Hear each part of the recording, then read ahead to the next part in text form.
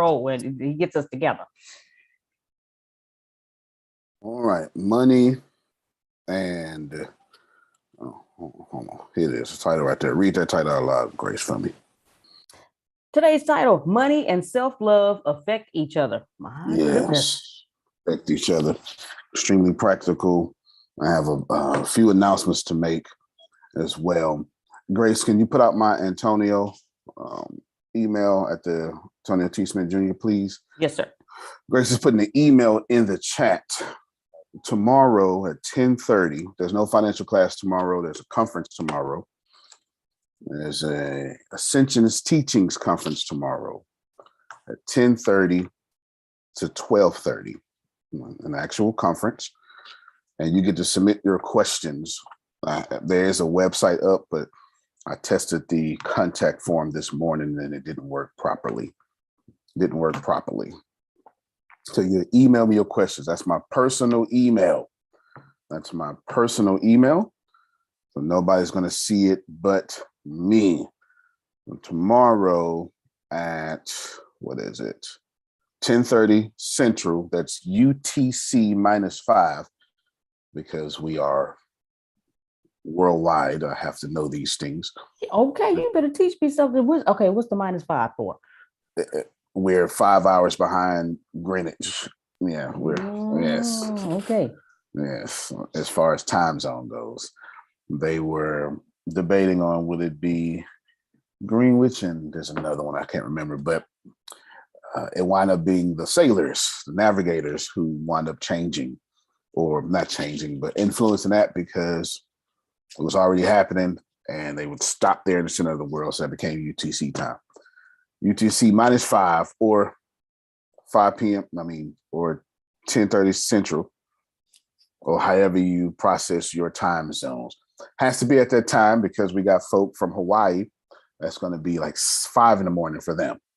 I know Pam Norris is going to be on it. We got folk from Africa. So it has to be something like that due to the fact that the world doesn't revolve around your East Coastness. I do apologize. There are more folk out here. Submit your questions. Grace, did you put it in there? No. Yes, sir. Put it 15 times. Yes, sir. Put it 15 times. Here's the deal. It's Ascension Teachers. It is a real life conference. It's quarterly. It's free. It's my way of giving back every quarter. Tomorrow is this one. I think the next one's in September 23rd or something like that. You'll know tomorrow or something.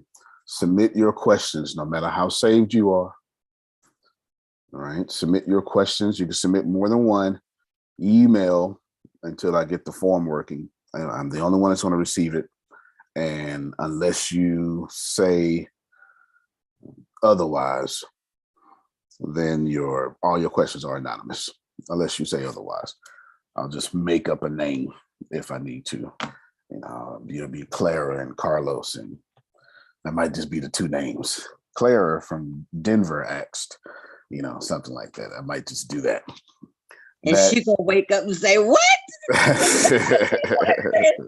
Oh my God! But wait, answer it. Go ahead. Yeah, I know, right? Yeah. Well, send it to that email. Your questions you can submit all day long. There's no limit. Think of it as voting for the next American Idol. You can do it all day long. You can just keep doing it until your American Idol wins. Question. Yes, ma'am. And we're asking the questions on the topic of self-love and... I got nothing to do with that.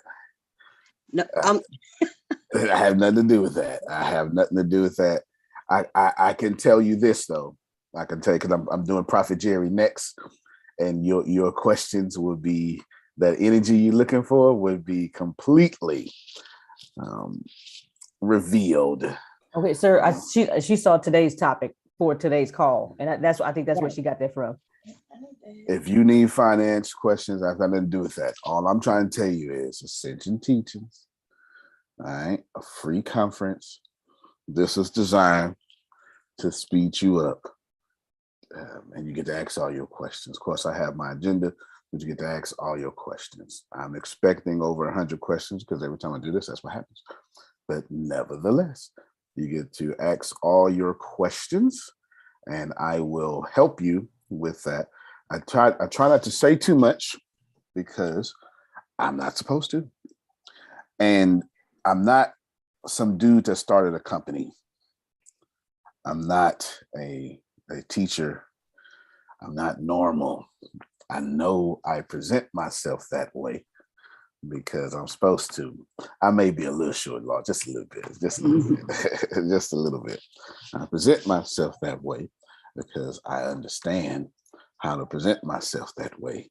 No different than Jesus presented himself as a carpenter. I understand how to present myself a certain way because it's easier.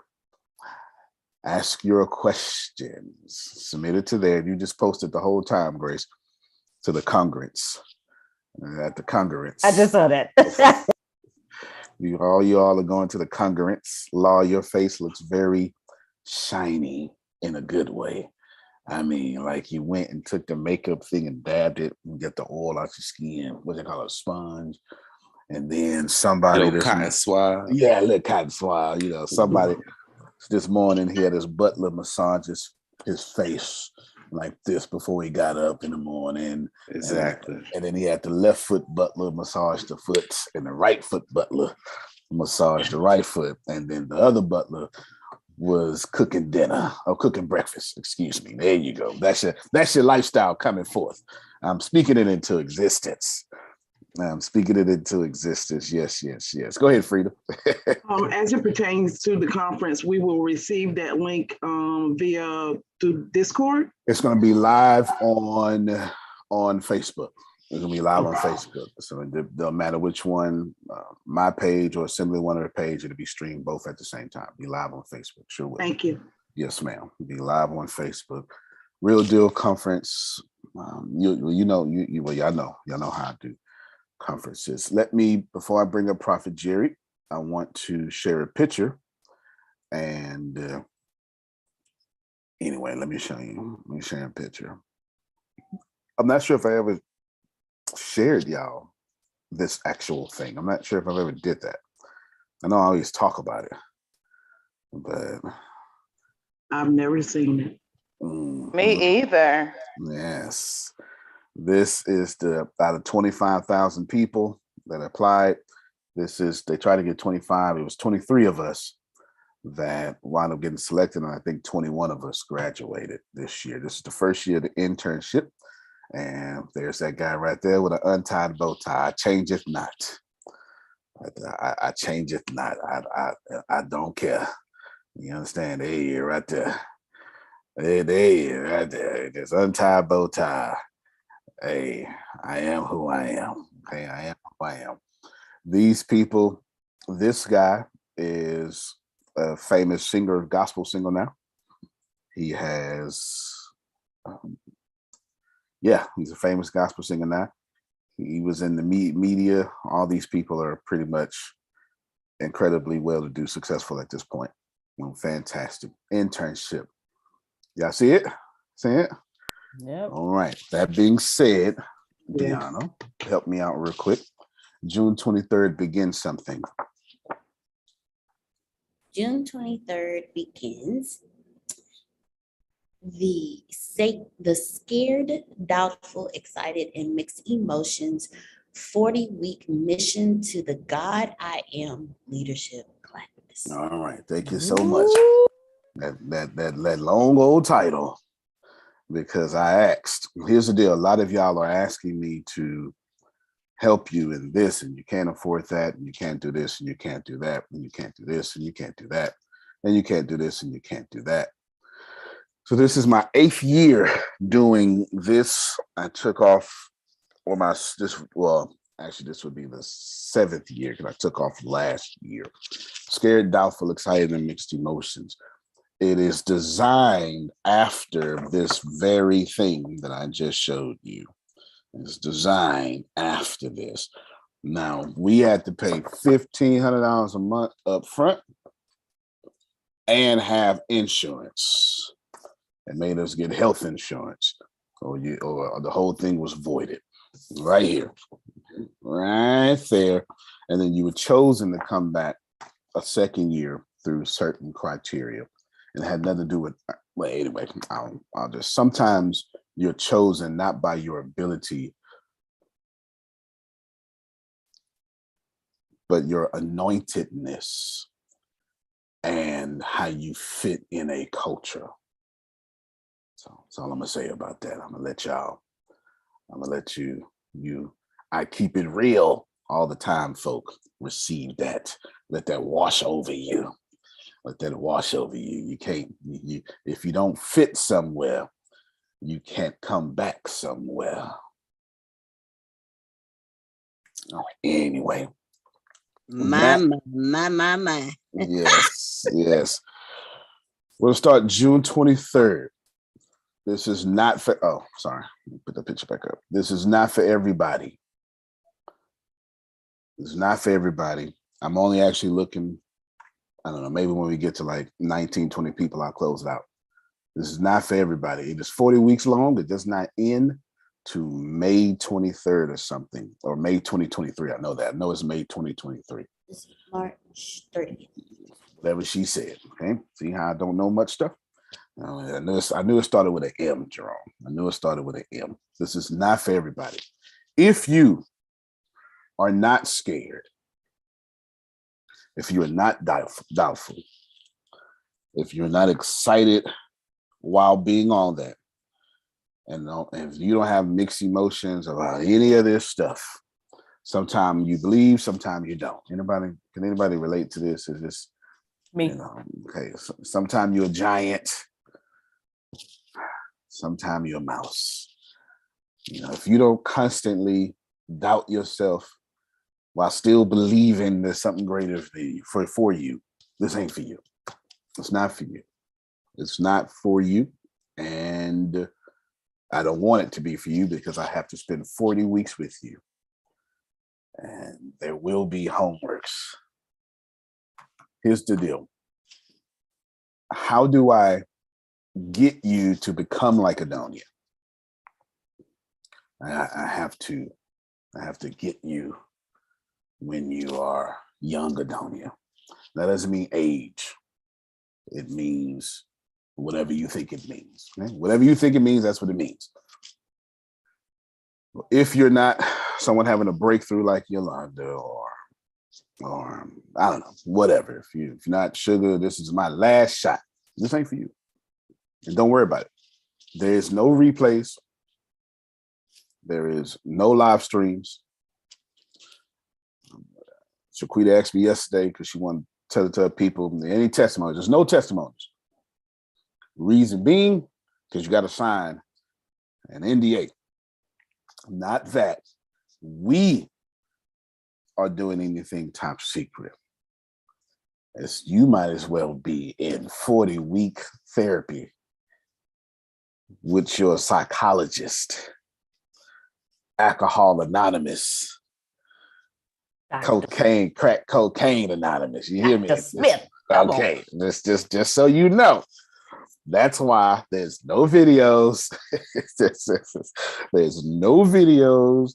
There is no conference. I mean, there's nothing. There's nothing. You can't see it. I've been doing it for 7-8 years and you can't see it. You cannot see it. It does not exist. And it ain't gonna never exist. Have I made myself clear?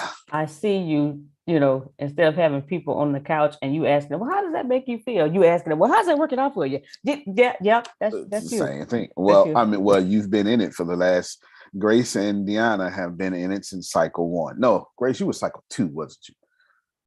Yes, cycle 2. You were cycle 2. Both of y'all were cycle 2.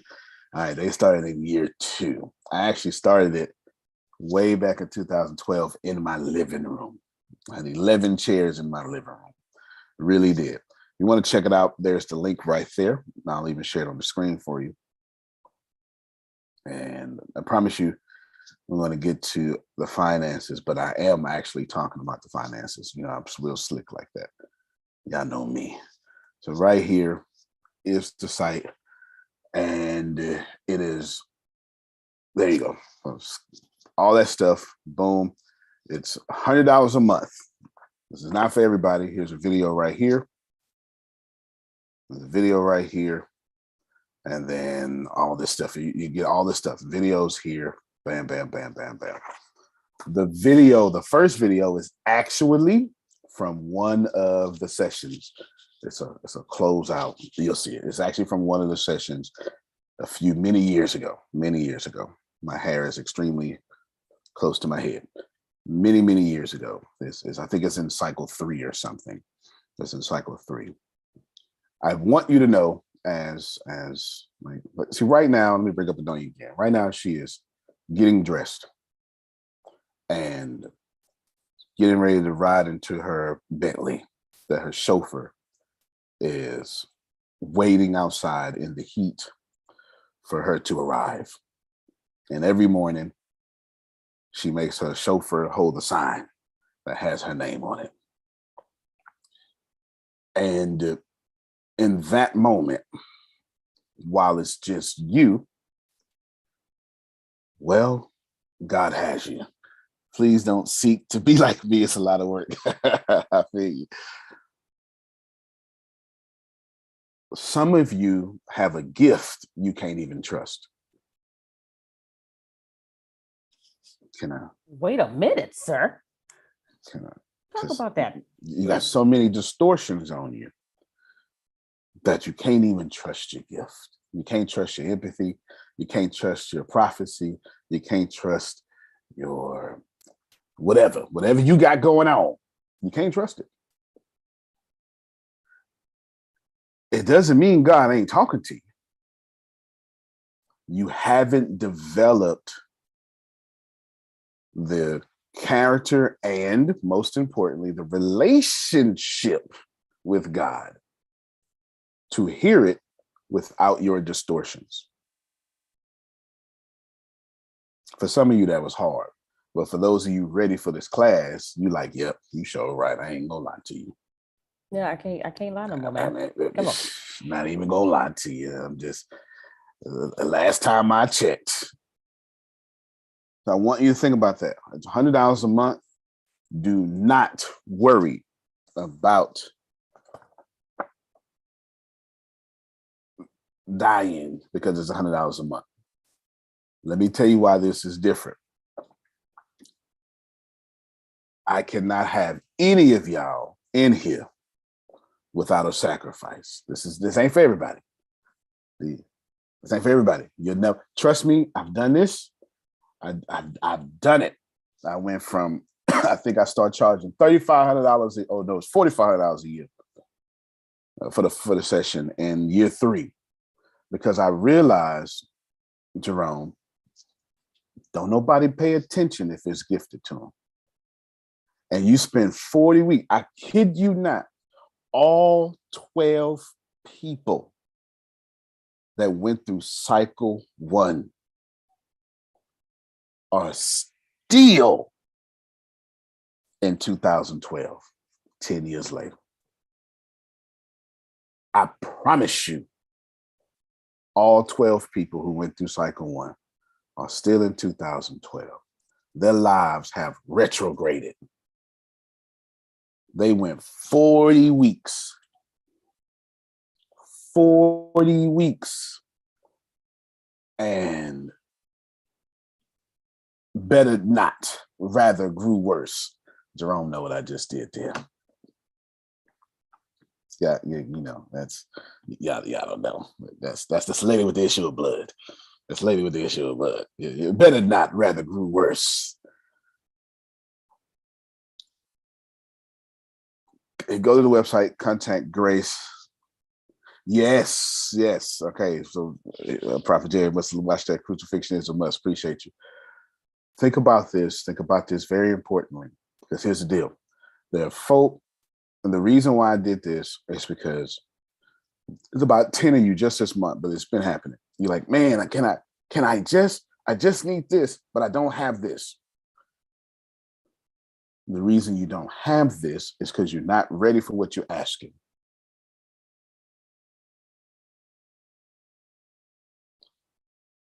And there are steps to this.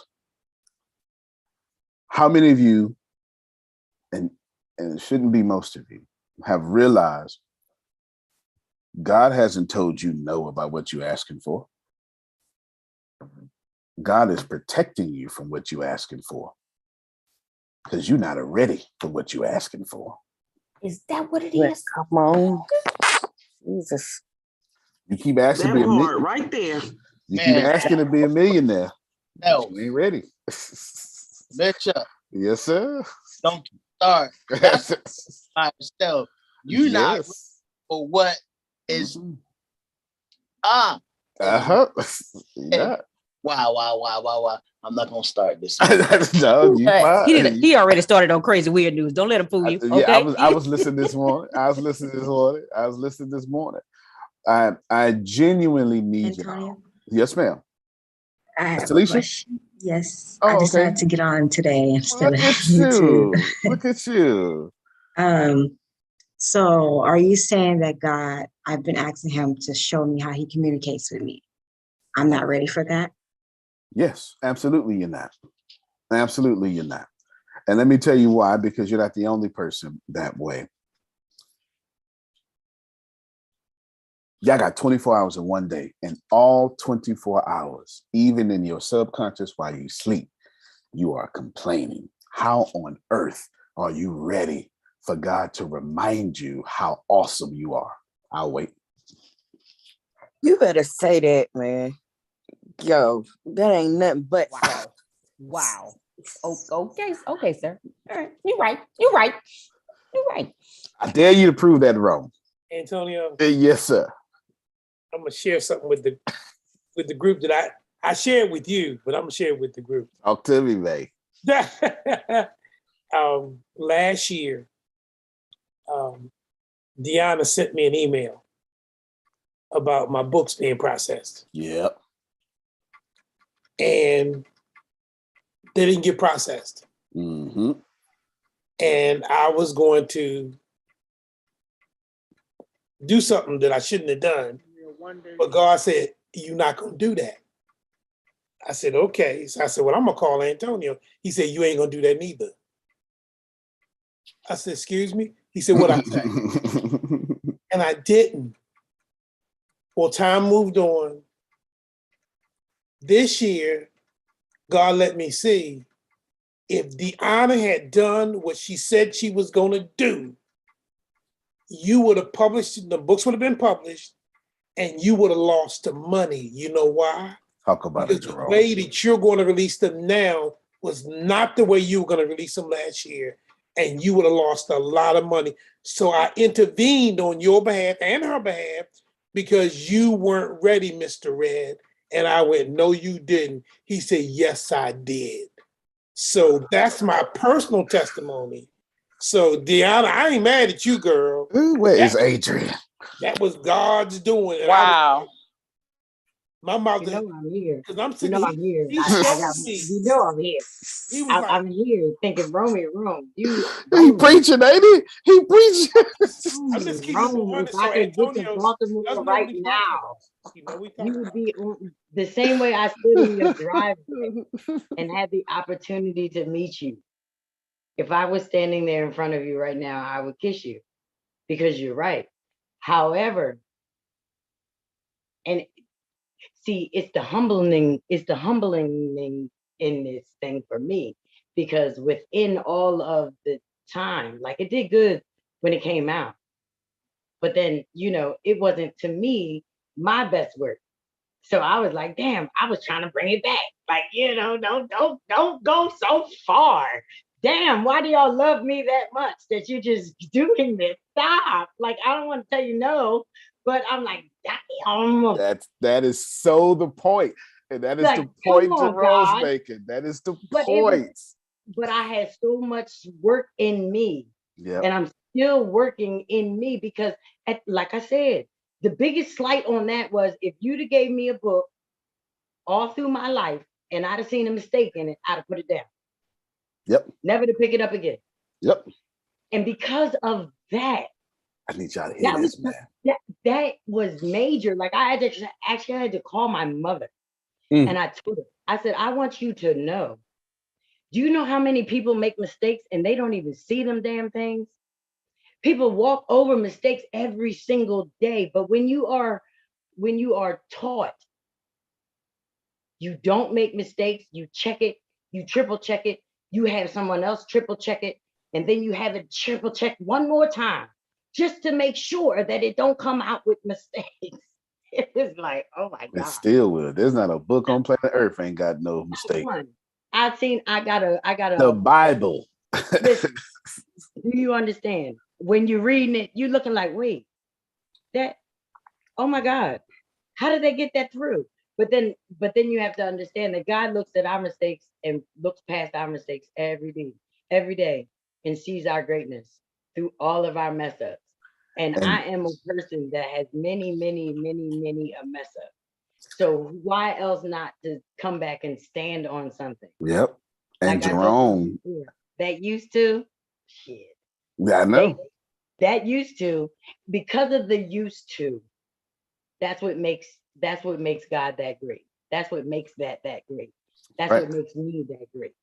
You know, the God in me that makes that great. And thank God. Used to. And Jerome is saying, shout it now. The Adrian, same God, what? And no, and Jerome is saying, Adrian, aren't you glad God didn't treat you like you treated your book?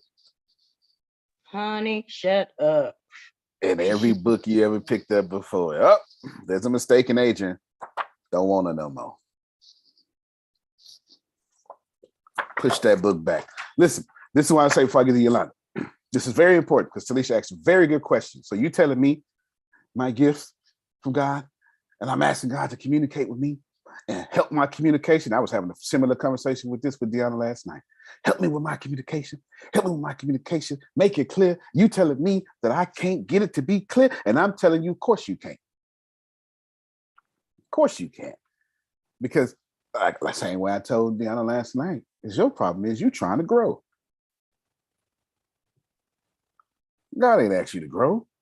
God ain't asked you to get better. Wait a minute. Watch yourself, bro. Because I was like, what's wrong with growing? Okay, I got it down. It is not required by you to grow. It is required by you to become a member of the body again or to remember. Is that because you already are? That's because you already are. Okay. You just got to remember that you already are. You're already in the image. So here's a crazy thing. Here's a crazy. Why is that so hard? Because you did not, you do not, you will not, you forgot how to come to your God as a child the way it says. Because as a child, it wasn't hard for you to remember that you can be a princess. Help me, somebody. Amen. As a child, it wasn't hard for you to remember that you can fly. Come on, somebody. As a child, it wasn't hard for you to say, I'm gonna be an astronaut. Yeah. I'm gonna be a gazillionaire. How much money you got? Infinity is what you said. Who know what I'm talking about? As You're a right. child, you picked up a clothes hanger. It became an X-ray gun. Yeah, y'all missing. So is it hard in adulthood because of the things that's imposed upon us? That's right. And you have to forget those things and remember who you are. And the things that that's why, isn't it Helen Keller? I think it was Helen Keller that lost her sight when she was like 2 years old. If you hear how she looks at the world, she lived her life blind and everything, but she had the remembrance of how it was when she was 2.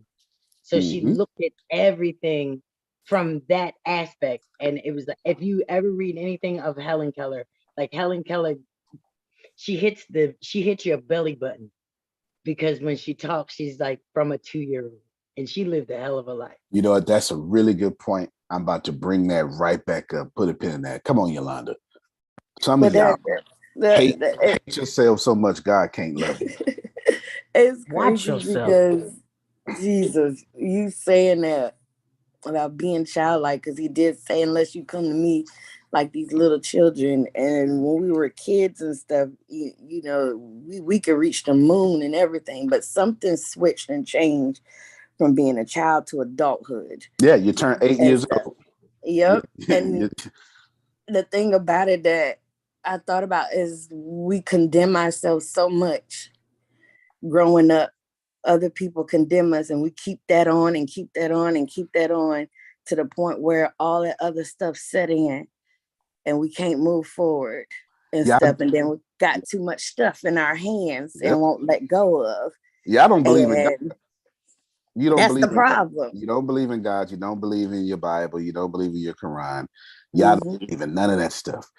You excited about it, emotional about it, but you're the same people who say there's no condemnation in Jesus. And then right after that, condemn yourself with your talk. Exactly. Not being free, not understanding like what God is. And then not only that, like God knows you better than anybody on this earth, better than your own mama and father.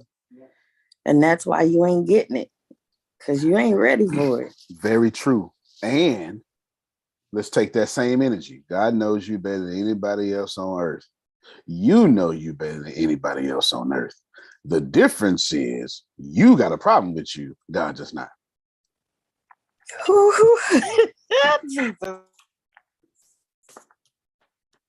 And you wonder why you can't even use your gift properly. Come on now. 24 hours in a day. You won't meditate for 1 minute. So whatever you believe in can say, Phil, I'm so proud of you.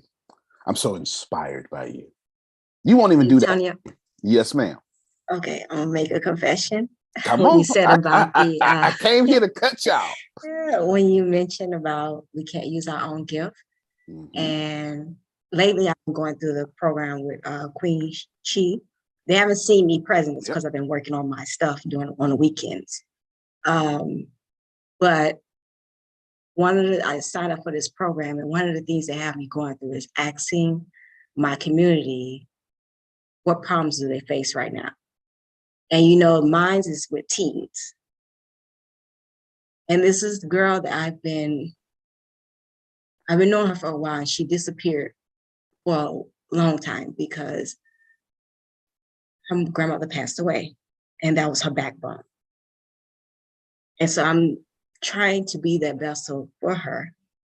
But the problem with that is, and you just answered it all for me just now, why I can't communicate, why God isn't communicating. Well, he's communicating, but I'm not hearing him. And how I can't connect with my business correctly. Because when I asked her, she responded. And she said, I have self-love issues and insecurities. I don't love myself. And when she said that, that hit me. I was like, that's me.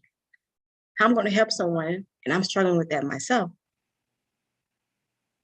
And I'm asking God, like, how can you have me help someone when I'm here myself with the same issue? Beautiful. Let me jump in right there because I want you to receive this. Yes, y'all clap for her, please. Y'all clap for her. I want you to see this. Yes, honey. That's it right there. Come here, Talisha. Unmute your mic. I want you to receive this. I'm gonna say it to you, but I'm talking to everybody else too. But they're gonna hide behind you. This universe is real funny. When you need something, it will send you somebody who need it worse, so you can give it to them, so you can get what you actually need. You better. If you can't handle the truth. Because it cut me deep. It cut me deep when I heard her say it. It cut me so deep. And I was just like, humble yourself. Because you cannot receive anything on this planet until you give. And every time, I wish I had Damali here. Every time y'all ask for something, Y'all just don't believe. You don't believe. Grace, that's a new title for the day. You don't believe. Got it. You don't believe. You do not. You think you believe. You swear up and down you believe. You ready to stone me to death because you think you believe. But you got a whole sacrificial system inside your sacred text. Yet you pray and ask and do all these things with no sacrifice. I do not like you right now, Antonio T. Smith Jr. I don't like you. I do not like you right now. Oh my God, I don't like you. You got no sacrifice out there. So hold on, Julie. So when you said, God help me communicate with you, God sent you a sacrifice.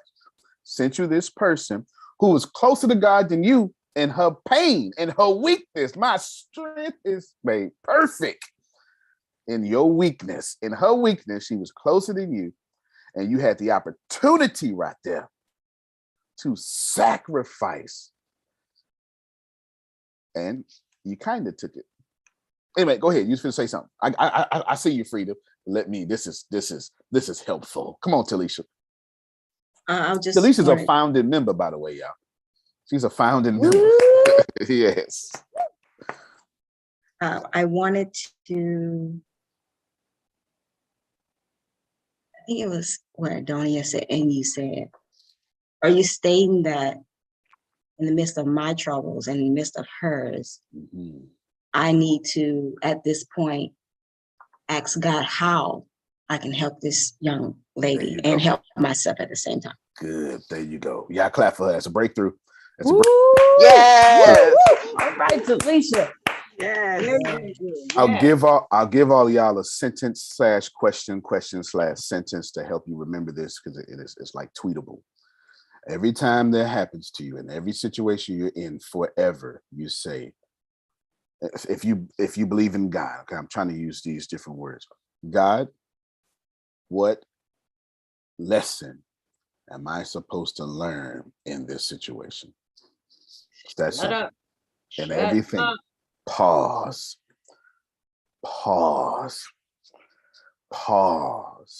and ask yourself that question. Here is the deal. Listen to the beautiful things. I can always count. Talisha was the first agent, and then Talisha went and traveled across the country, and then Adrian came. I can always count on Talisha and Adrian. I promise you I can. Listen to what Adrian said. Adrian said, oh my God, stop buying the book. And not even knowing it, God was saying, Adrian, I love you this much. Watch me send somebody and show you how much I love you. Uh-oh, you missed it. Don't miss it. Adrian, I love you this much. Watch me send somebody how much I love you. Oh, you don't like it? It's a bunch of mistakes? Ooh, let me send 100 people real quick just to show you I love you in your mistakes. And I'm not just going to send them. I'm going to send them with money. Just so you know, ain't nobody did this but God. And Adrian, like everybody else, had 24 hours a day and complained instead of receiving how much God loves you. If you would just shut your mouth for 1 second and be poured into by the source of this universe, all your stuff will go away. Antonio. Antonio. No, yes, everybody wants to Okay. Sugar, I'll get you first in Adrian. Go ahead, Sugar, because you drive it. One of the things and what you're saying right now is everyone that's on this call has prayed, God, I would do this if I had enough money. God, I want to do this, but I don't have enough money.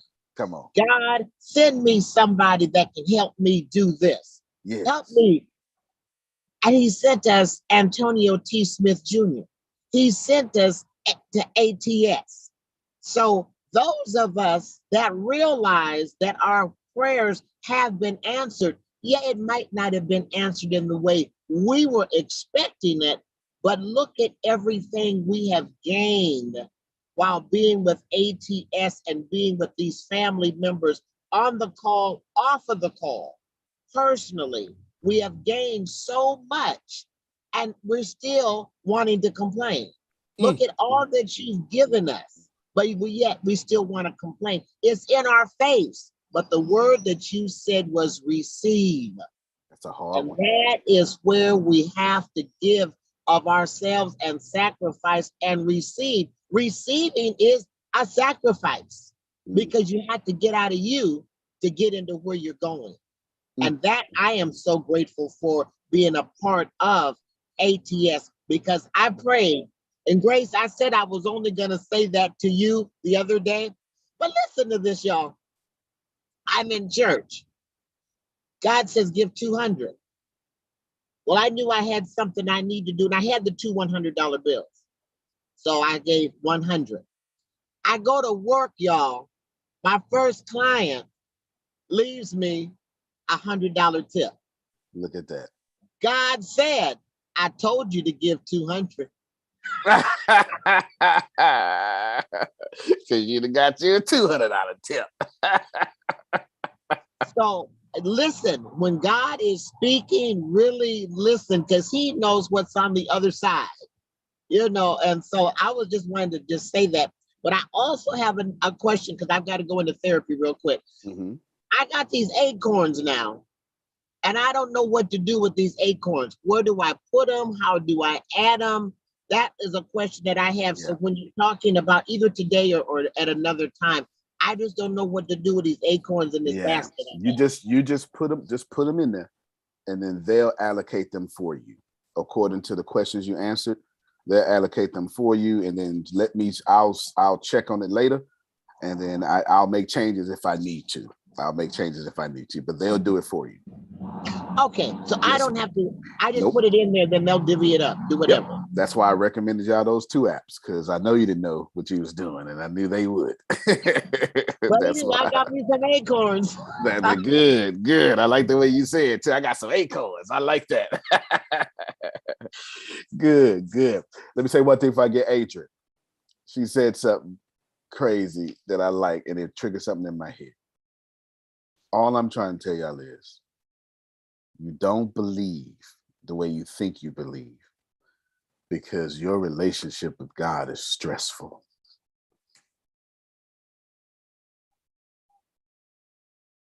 You didn't come here to have a stressful relationship. How do you know it's stressful, Antonio? Well, the only time you pray is when you need something. I don't see. Let's put that in real talk. Me and Law, we go together. Congratulations, Law. You got your sexy chocolate man. Congratulations. There it is. There it is. But the only time I show Law how much I love him is when I want some.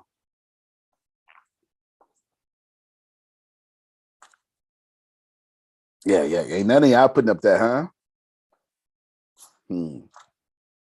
That's how you treat your God.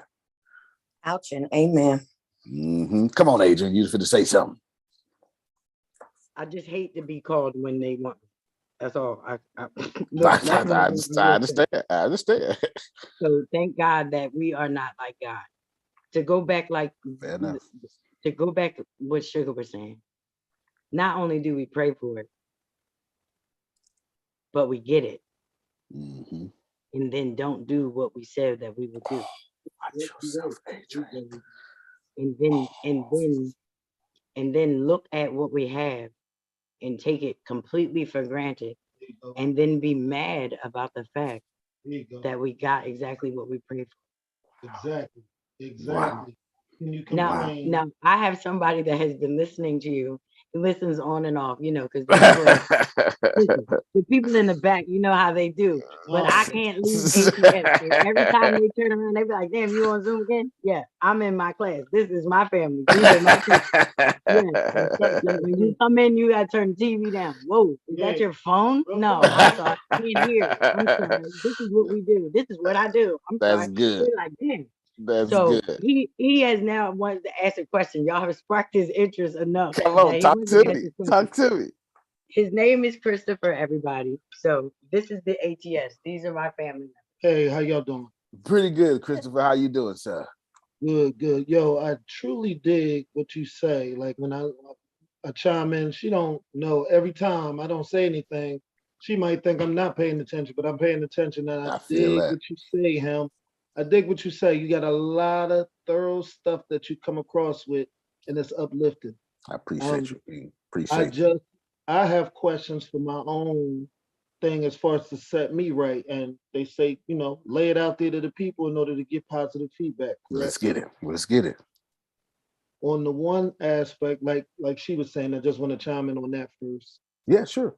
She's exactly right. You ask for something and then you get it and then don't know what to do with it.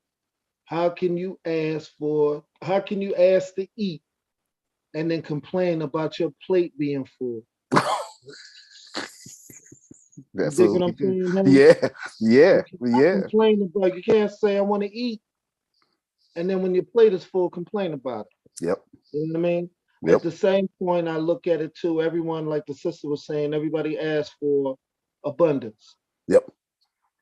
With that, the flip one side of it is you get it and then may not know how to discern that, Mm, what to do with it. You understand what I'm that's saying? right. Once you get it, how to plan it or deal with it, right? But at the same point, if you're a person that's a giver, like I'm a cheerful giver, when I have it, everybody got it.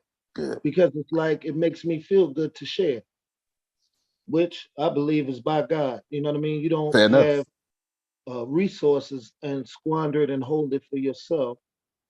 But the same thing that if you are not ready, maybe for uh, um, a lump, but you want it in order to do well with others or by others, even if Right. you go to look out for them. Right. I don't question what I put out. What's done with it is done with it. Fair enough. If a homeless man catch me on the right day, I'm like, baby, here go $20. He might cartwheel right out the gas station. But if he go and get on with that or go grab something to eat or change his situation, love is love. Do what you need to do, him. 100. But for me, I look at it, what is that mind to walk as far as to say, I want this not only for, I'm gonna keep a G for myself as well. Like, hey, I could use a couple dollars, but it's other people that I have in line with it to make um, their load lighter. You know what I'm saying? Like they Fair enough. say, if what do they say? If you trust in me, your burdens will be light because my Right. yoke is easy. Right.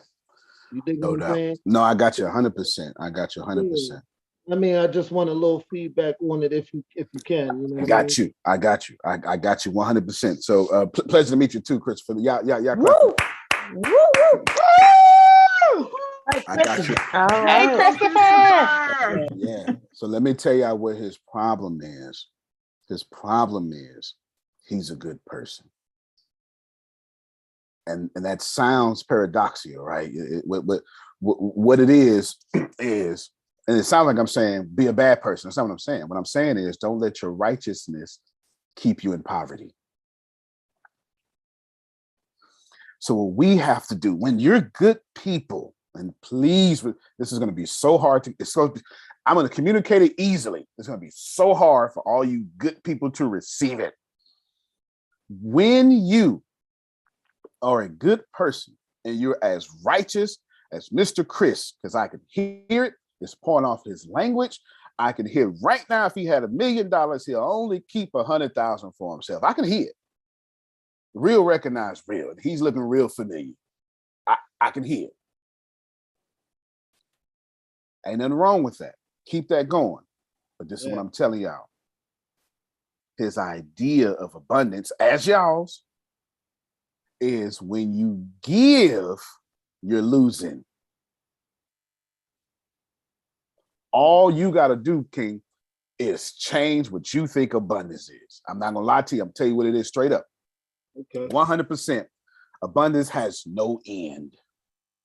So the next time you give that $20 and somebody do a cartwheel out the gas station, even before you give it, know that it's coming from an endless supply of your righteousness, not an endless supply of your sacrifice. Hey, now you all right? Now, okay, Okay. That's like, yo, that's a totally different look. You done spun it on me, like you done spun the corner for me, dog. Like just then, just looking at it that way, it'll be a work in progress. But like, I look at it like let's all have it, like, and I mean, resources is in the aspect of. One day I went to the gas station, right? Yep. Filled up on gas. It was a young buck that was in there, like, can I pour you gas? I'm like, no, because I view that as demeaning. I felt as though it would be demeaning for him. He was like 17, 18. Right. He talked to me though while I was pumping my gas, and he's like, I'm looking out for my sister, this, that, and third. I'm on my way to a job. So I'm like, well, look, if you really on it, let me put you D with this. I'll give you this number to the place that I'm going. They'll hire you right off. It was like a little security job at like nightclubs and stuff. But if you got the time, damn, you was there at 1:30, 2 o'clock in the morning trying to pump my gas. Go there and pat a couple people down, Might as make well, $2. But I'm like, but I do dig it because he called me a couple weeks later. I declined the phone number a couple times. I forgot about it. And then he like, man, I got the job. Thank you. This, that, and the third. But for him, that changed his whole immediate situation. And he was telling you the truth the whole time then. No, he act like he hit the number. Like, I'm like, man, you know what I mean? But it made me feel good. So in that way, it was a positive thing. But with others, it's like, and I mean family too. Yeah. I've been like, man, I done been burnt. Y'all send you my drawers with a couple dollars, like, So I'm on it to the point of, you know what I mean? Just trying to, it's discernment like anything. It could be beauty, it could be money, it could be, whatever it is that your gift is or what you've been given, to discern that. Certain things come easy, other things come hard because the viewpoint of how what you've been taught, like what they call it, generational transmission. If you grew up getting your butt beat as a discipline, then you're going to do that to your kids.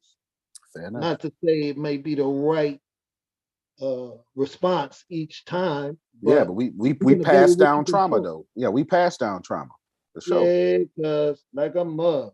What? Yeah. But yo, man, big ups to you though, homie. I appreciate you. Hearing me out, period. Like, I know I'm chiming in, no face, no face on the joint like a blind six, though. You know what I mean? But I dig it. Oh no, this not Adrian. I'm looking at blind locks and the hat and all that. Oh no, that ain't her. And I appreciate you. No, I appreciate too. I appreciate you. Y'all clap for that, man. Come on, one more time. Real talk. All right. Thanks for coming on. I love real people, man. You can't miss me with real people. Oh, there you go, right there. Hey, there he is. Look, there he is, right there. Y'all see him? His beard, yeah. Shout out. Shout out to you, Christopher. Pleasure, man. Thank you so much. Pleasure, King. Pleasure. Hey, did y'all catch that? What he said was like, man, that really was when you're a good person. You're so righteous in a good way. I'm not using like this ain't no shade. It's just when you take for somebody, you actually took. That's a hard thing to do. That's why it's why good people you feel dirty when you charge full price. But you didn't take. You allowed somebody to activate their receiving, but you can't receive until you give. Your mama did not receive you until she gave blood and skin. Period, point blank. You came into this world with an act of giving. Seed was given to her womb, and she had to break skin giving you. Then she received her bundle of joy. It's just the way this universe works. So when you don't charge me full price, you etch me into receiving half-ass. I don't know another way to say it.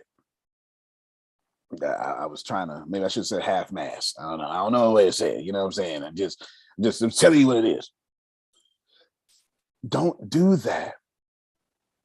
And it's always good people, because y'all let somebody like me teach you that abundance has limitations. Can I push it further, Jerome? Abundance was for white folk, where I came from. It was never for the rest of us. You understand? And I don't mean some white folk, I mean all of them. Abundance was for all of them. That was so hard for me to kill in my head, because anybody worth their salt knows every time I tried to kill it, I just got more of that. Once I created, I'm giving from an endless supply. I do not have to sacrifice. I do not have to be a sacrifice. Everything is mine, and I can have the whole world without losing my soul.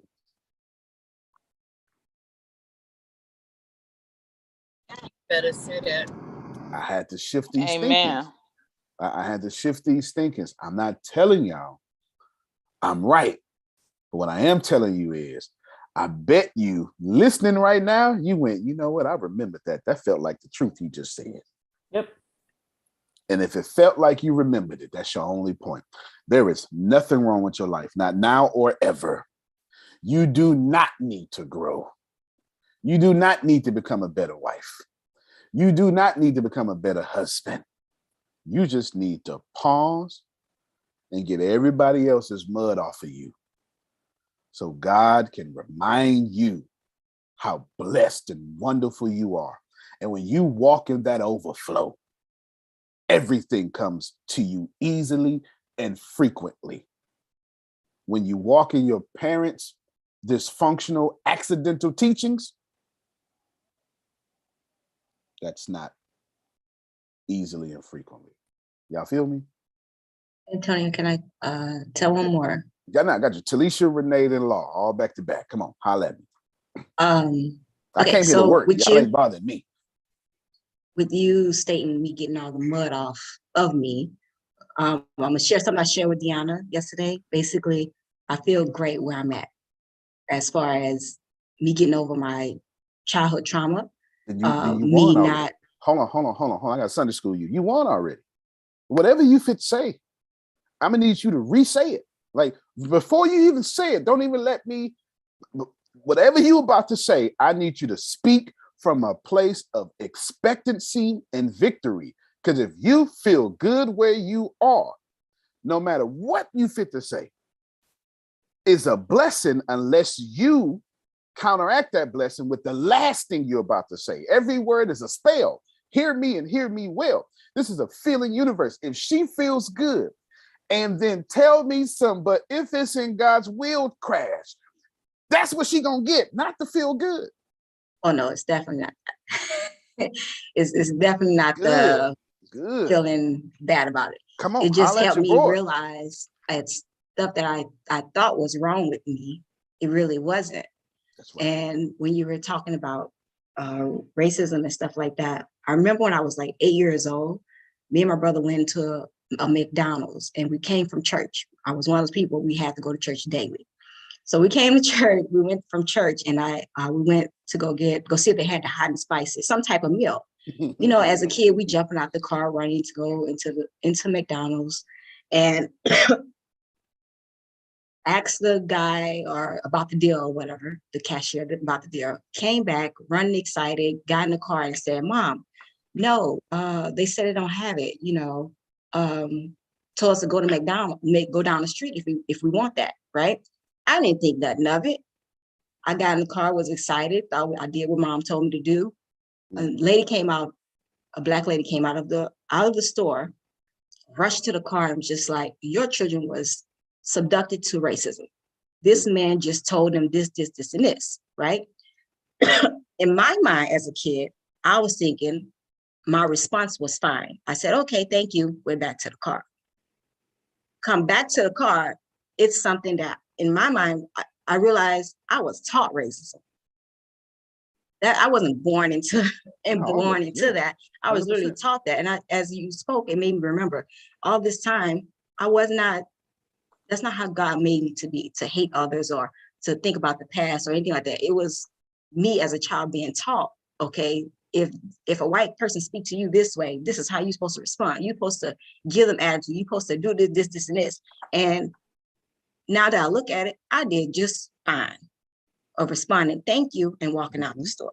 So thank you for bringing this up. That maybe that memory to me. Like I wasn't taught, or I wasn't brought into racism. I was taught that.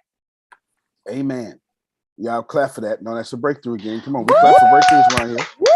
And look, awesome, Felicia. You everything, but the world is yours. You was not taught.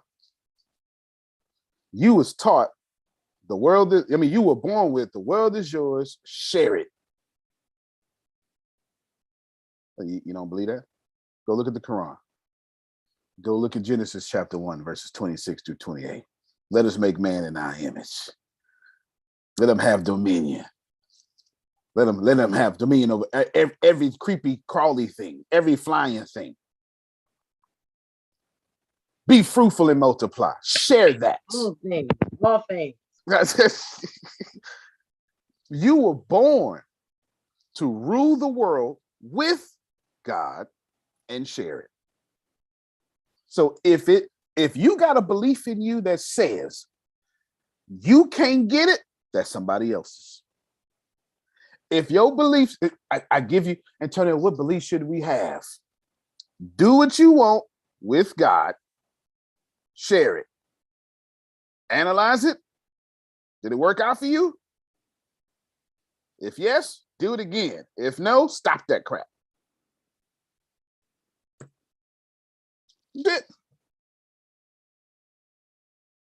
Don't complex the simplicity of abundance. But I got a heart issue. Mm-hmm. No doubt. Everybody here just called it. I mean, I got a heart issue though. You know what I mean? Like I just got a heart issue. As you say, your money's messed up because you got a heart issue. I'm thinking, what it is. Okay, I swear I got a heart issue then, because I'm like, okay, I must got a heart issue. But God is love. If you love him, then you should be that love. But for some reason, I don't know. Maybe it's like Sugar said. No, I get you though. The sacrifice of receiving, I guess, is big for me, because if it don't come the way, I get it. Like most gifts, I guess gifts don't come in the way that they should. No, I get it. Yeah. I guess is that what I'm saying? Like you got to work hard. No, okay. Now you're saying three things. No doubt. All right, let's deal with the work hard first. This is not a work hard universe. The richest people on this planet do not work hard. The poorest people on this planet go to church every Sunday, work their tail off. Oh, you're gonna receive that upon this day. This is not a work hard. Okay. All right. This is that. Y'all come from immigrants who clean toilets for a living. This is not a work hard universe. That's the last thing she said. I'm gonna work backwards. The second thing is this idea. Well, I put the first and second thing together. Adrian 100% loves God. I pause for dramatic effect. I want y'all to receive that. There's 100% facts. She loves God. There's no doubt about it. It's also 100% fact. She hasn't let God love her.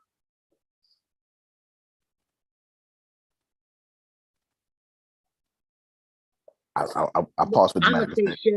I'm gonna say shut up. Not only is it the love, not only do I not, but when he does, it's not comfortable. When he does, I'm wrong. I'm nasty. I do any and everything to get that away from me. Like, Jesus, I don't want this. Like, So this true. can't be from God because you got me all the way. Oh, you are I so know me helping too well for it to come like this. And then I end up being right back somewhere else because, like Sugar said, sometimes, like, you have to. I used to tell my kids, learn how to breathe backwards. And they used to be like, what, Miss A? But they would walk off wondering. And I swear I've been learning how to just breathe backwards because even yesterday, like what y'all did yesterday showed me so much about me and showed me so much fucking growth. Cause I was cussing, carrying on, everything. Like, Good. you gotta be kidding me. Good Y'all were just cuss. so great. Good preacher make you cuss. Listen, I was like, oh, I need to work on me for real. I ain't supposed to receive nothing until I get past me. But honey, y'all, I'm telling you, listen, and it's hard. And then I know it's God. Yep. Yeah. And then I sit in church and just be so stuck because like I said the other day when Law asked the question, I hear my words come back at me all day long, thinking, damn, was you listening to me yesterday? Like D Block Church on Thursday was what's really real. Yeah. And then my pastor preached on Sunday, what's it really all about? I'm thinking, whoa, bro, wait a minute. Ain't that like copyright or something? But I have to remind myself prosperity has one voice because I always remember that you used to say that to me. Prosperity has one voice. So just one. But yeah, man. So this is something that this is the preamble of the sign up of what? Is this what you're doing right now? I fit it at 10:30. At 10:30 gonna be part 2. And then tomorrow, okay. I'm just checking. I don't want to miss no pieces of what it is. Antonio. Yeah. What did you tell her?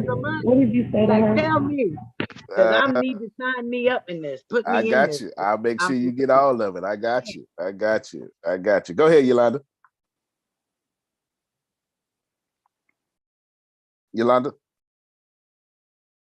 I'm sorry, I was saying, what did you say to her in the beginning about the love from God? Oh, yeah. She clearly loves God.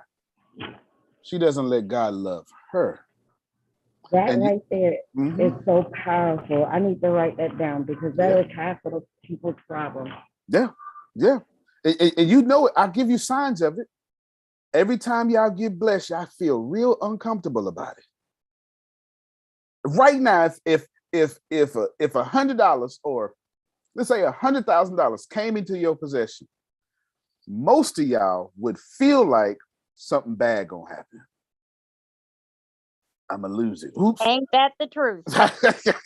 Better do something before it go away. That is not. Not anymore.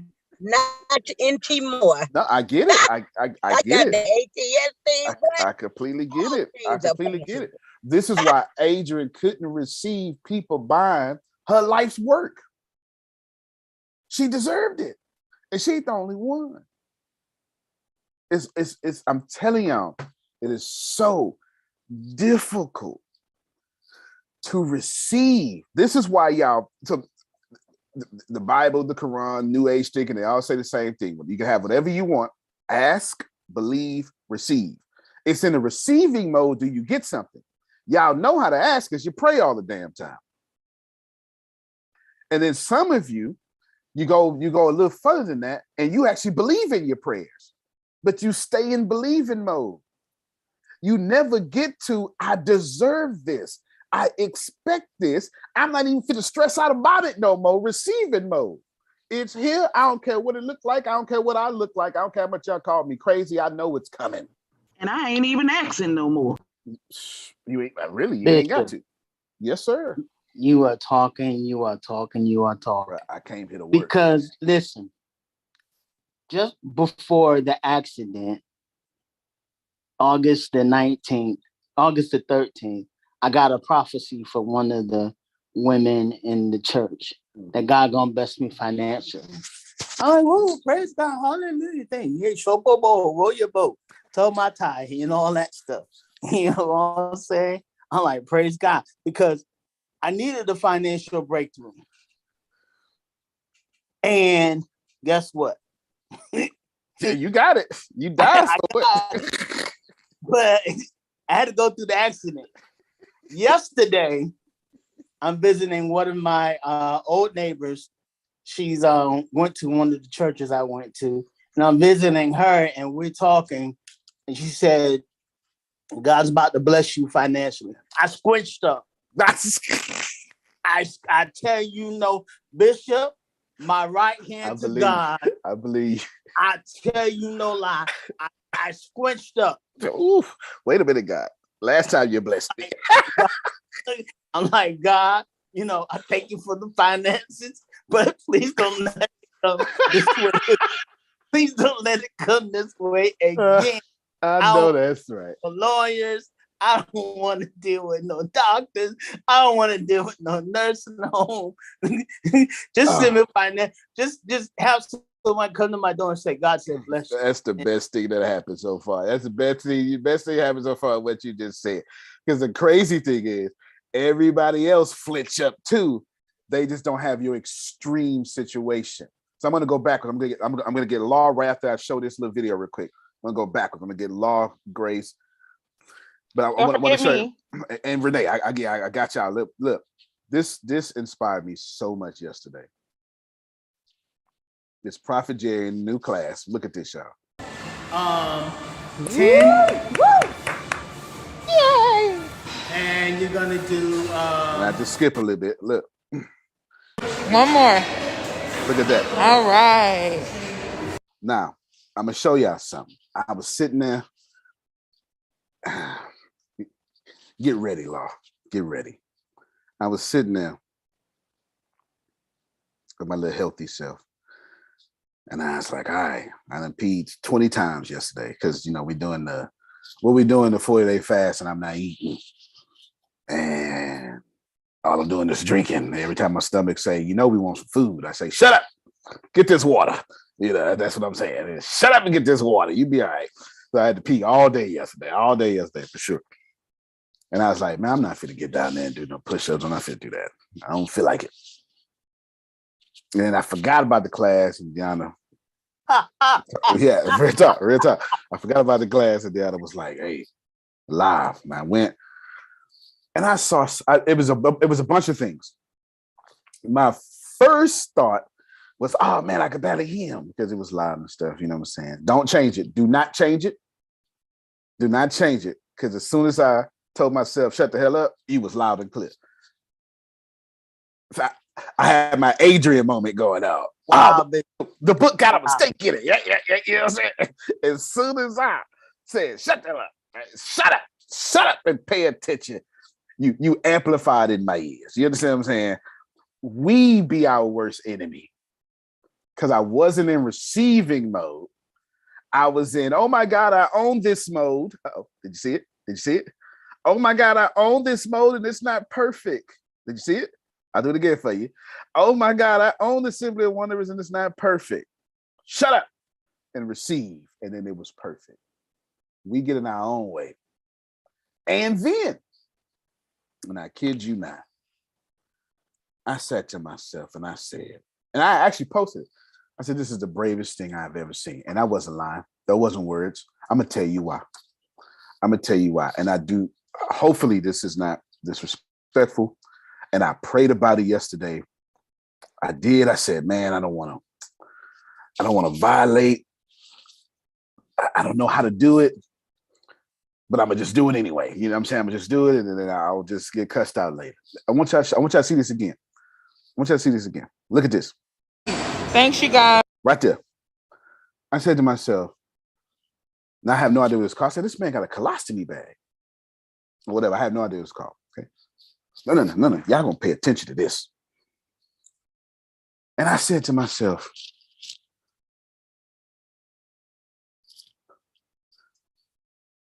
do you know, I don't think I could. under no certain, it ain't forget the bag.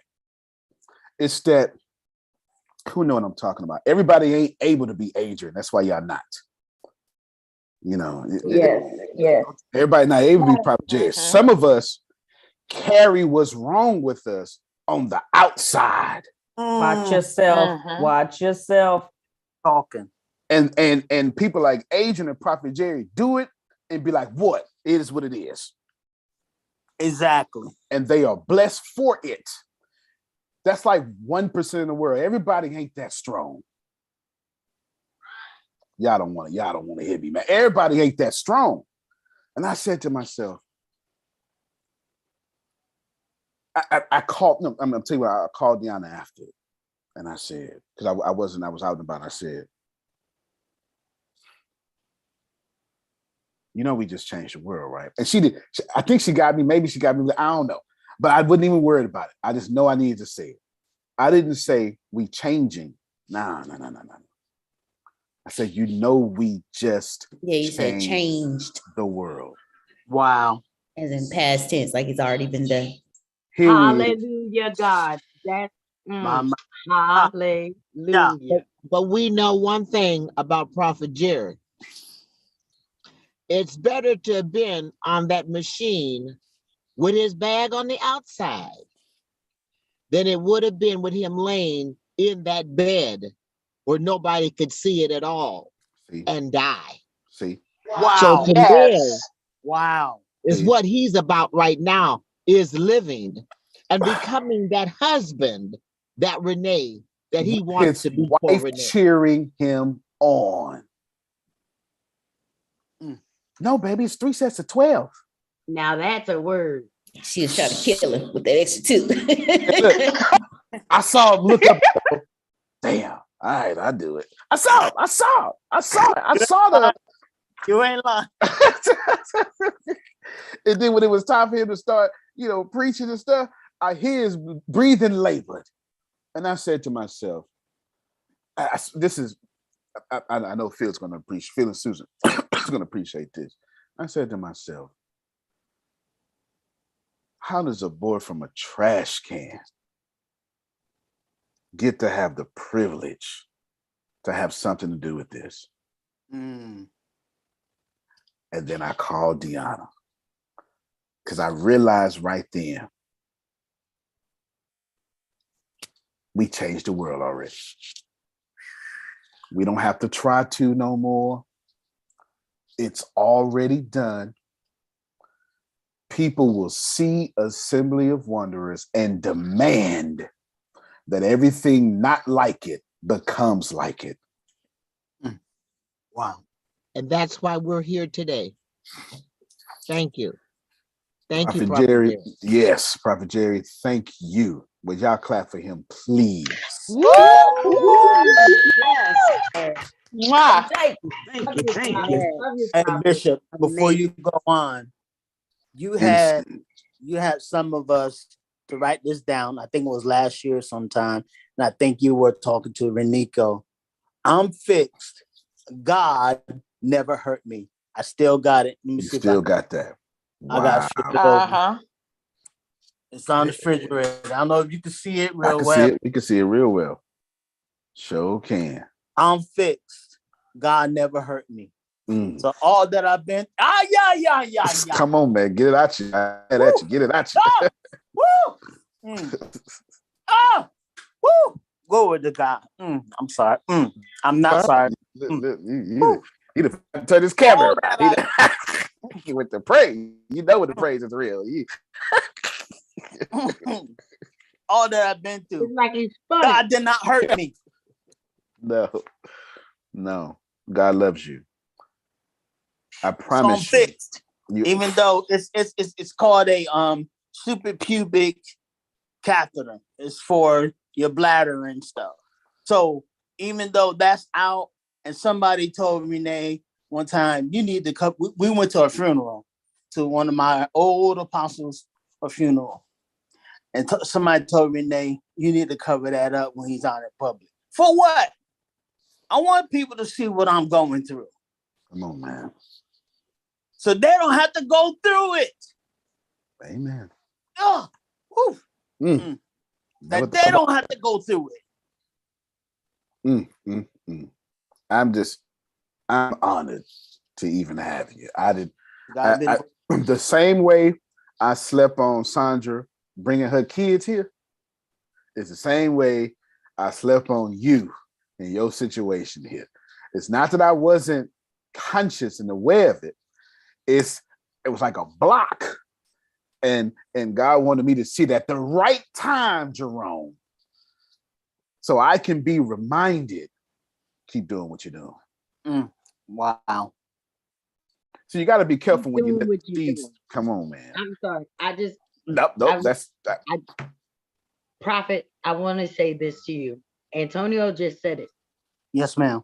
But to hear that power that you just came forth with, the day that I was diagnosed with multiple sclerosis, all of these people came in the room talking about don't claim it, don't claim it, don't claim it. The devil is a lie.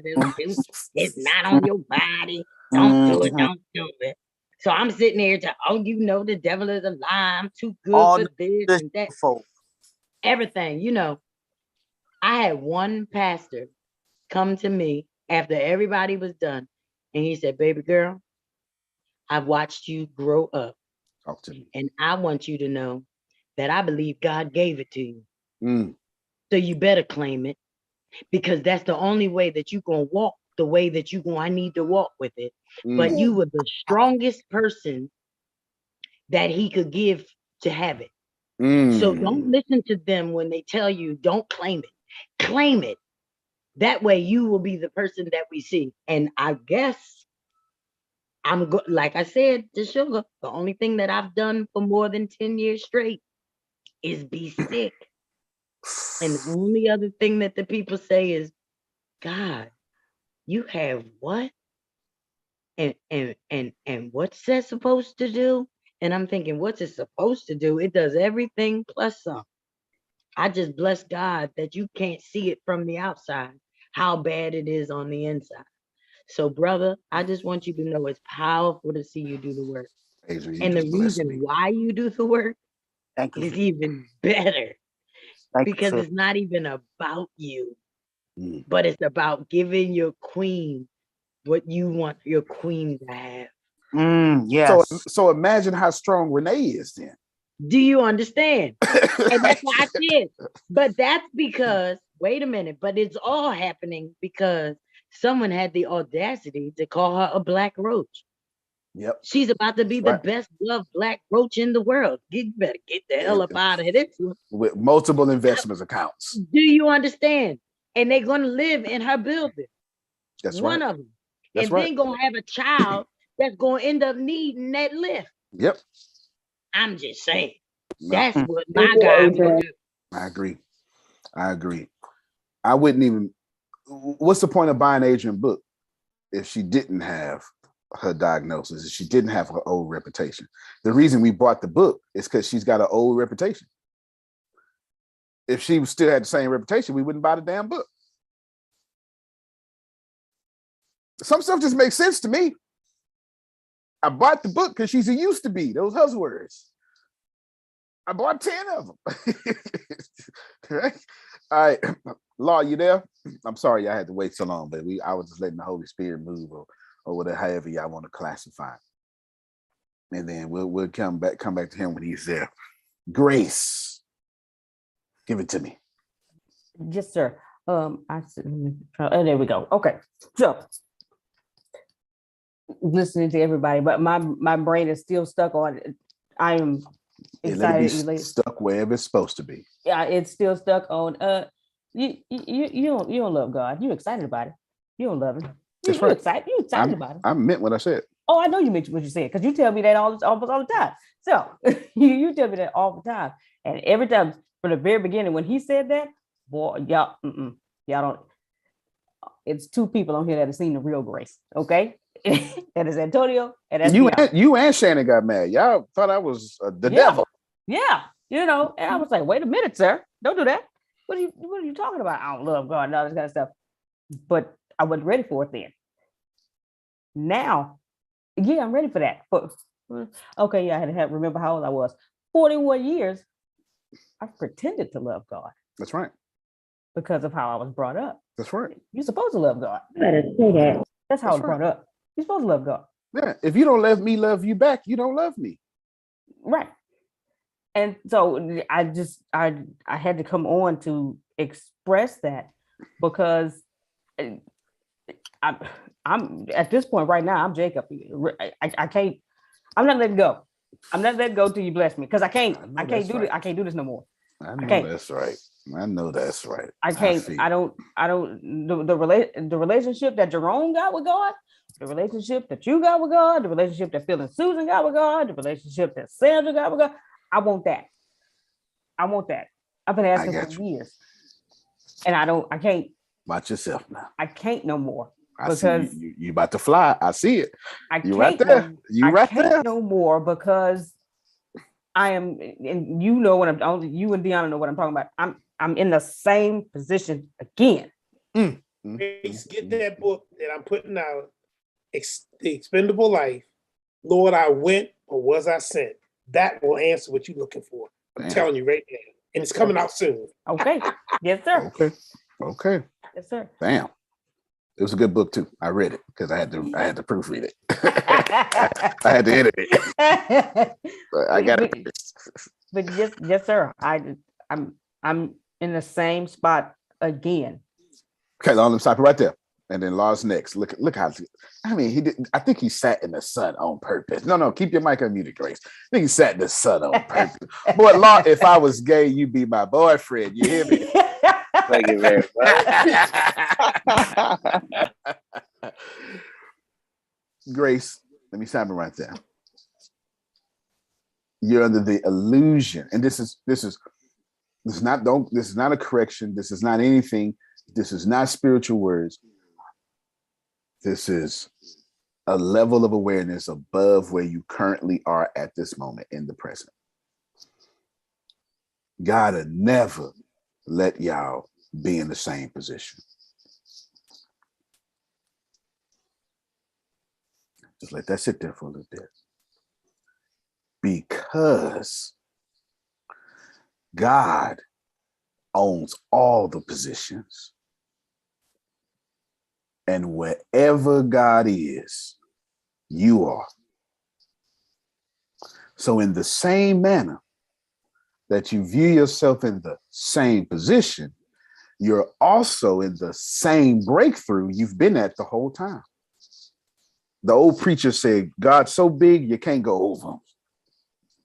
And you can't go under him. What I'm trying to tell you is the breakthrough you're waiting on, you've been at the whole time you was in your breakdown.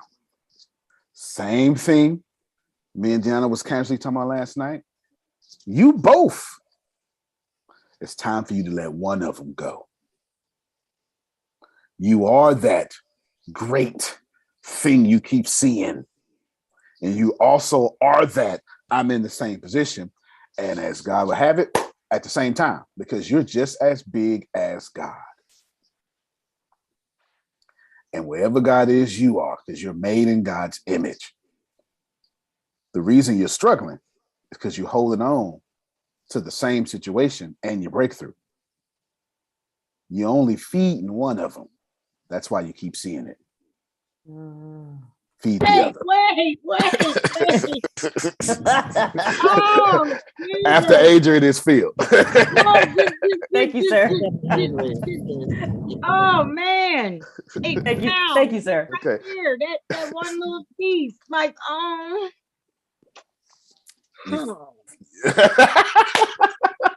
Yes. Go ahead. Did y'all hear that? Y'all hear that? She preaching the whole Phil did sugar. Go ahead. I'd like everybody to do me a favor. If your biological mother or your adopted mother is around, call her and tell her you love her. And if you don't have your mom around, call somebody else in your life that you love her, because I just got a text that my biological mother just transferred from physical to non-physical. Damn. So in honor of her, I would like to have you call your mother. And if your mother's not with us, call somebody else in your life that you haven't talked to in a while and tell them that you love them. I sure will. I sure will. I give you my word, I will. Prayers go out to you, Phil and Susan. No, Sugar, you can go ahead. I was just thinking about how they just reconnected. And there's a parallel there that I might want to pay attention to. But anyway, go ahead, Sugar. Adrian, one of the reasons, because I've had to deal with it myself, is that accepting God's love, it's hard. Because all the love you've ever had or was shown was with conditions. That's right. And you put those same conditions on yourself. So therefore, you don't receive because you don't receive yourself from all the voices in your head to, whatever it is that you're thinking. And so until you can look at yourself and say, I don't have any conditions on you today. I love you just the way you are. I have no conditions on anybody today. I'm loving them just the way they are. And once you get that going and stop the other conversations from saying there's got to be some kind of condition. I'll do this for you if you do that for me. Oh, I love you for this because you did this for me. I'll give you this because this is what you have. But when you stop those conditions and just love. Oh, hold on, Sugar, you muted yourself. Last thing we heard was when you stop those conditions and just love. Giving or having somebody, say they need something and you're so apt and quick to give that to them, but then there's those conditions. So that was what I was saying on that. No. And on the other conversation that was having, because I got out of I had to get out of the car. I'm playing whatever I'm playing this morning with these family people of mine before I go to work. Ping pong. And just to know that we don't have to. And that's what I had to get into my head, even though the voice in my head was Antonio's voice. A lot of the foolish spending and a lot of the other things I had going on in my head, I would hear his voice and then I'd have to step back. What is this doing for me? What is this giving me? What am I getting out of this? Is this productive? If I did this or would not have done that, would I be in the same?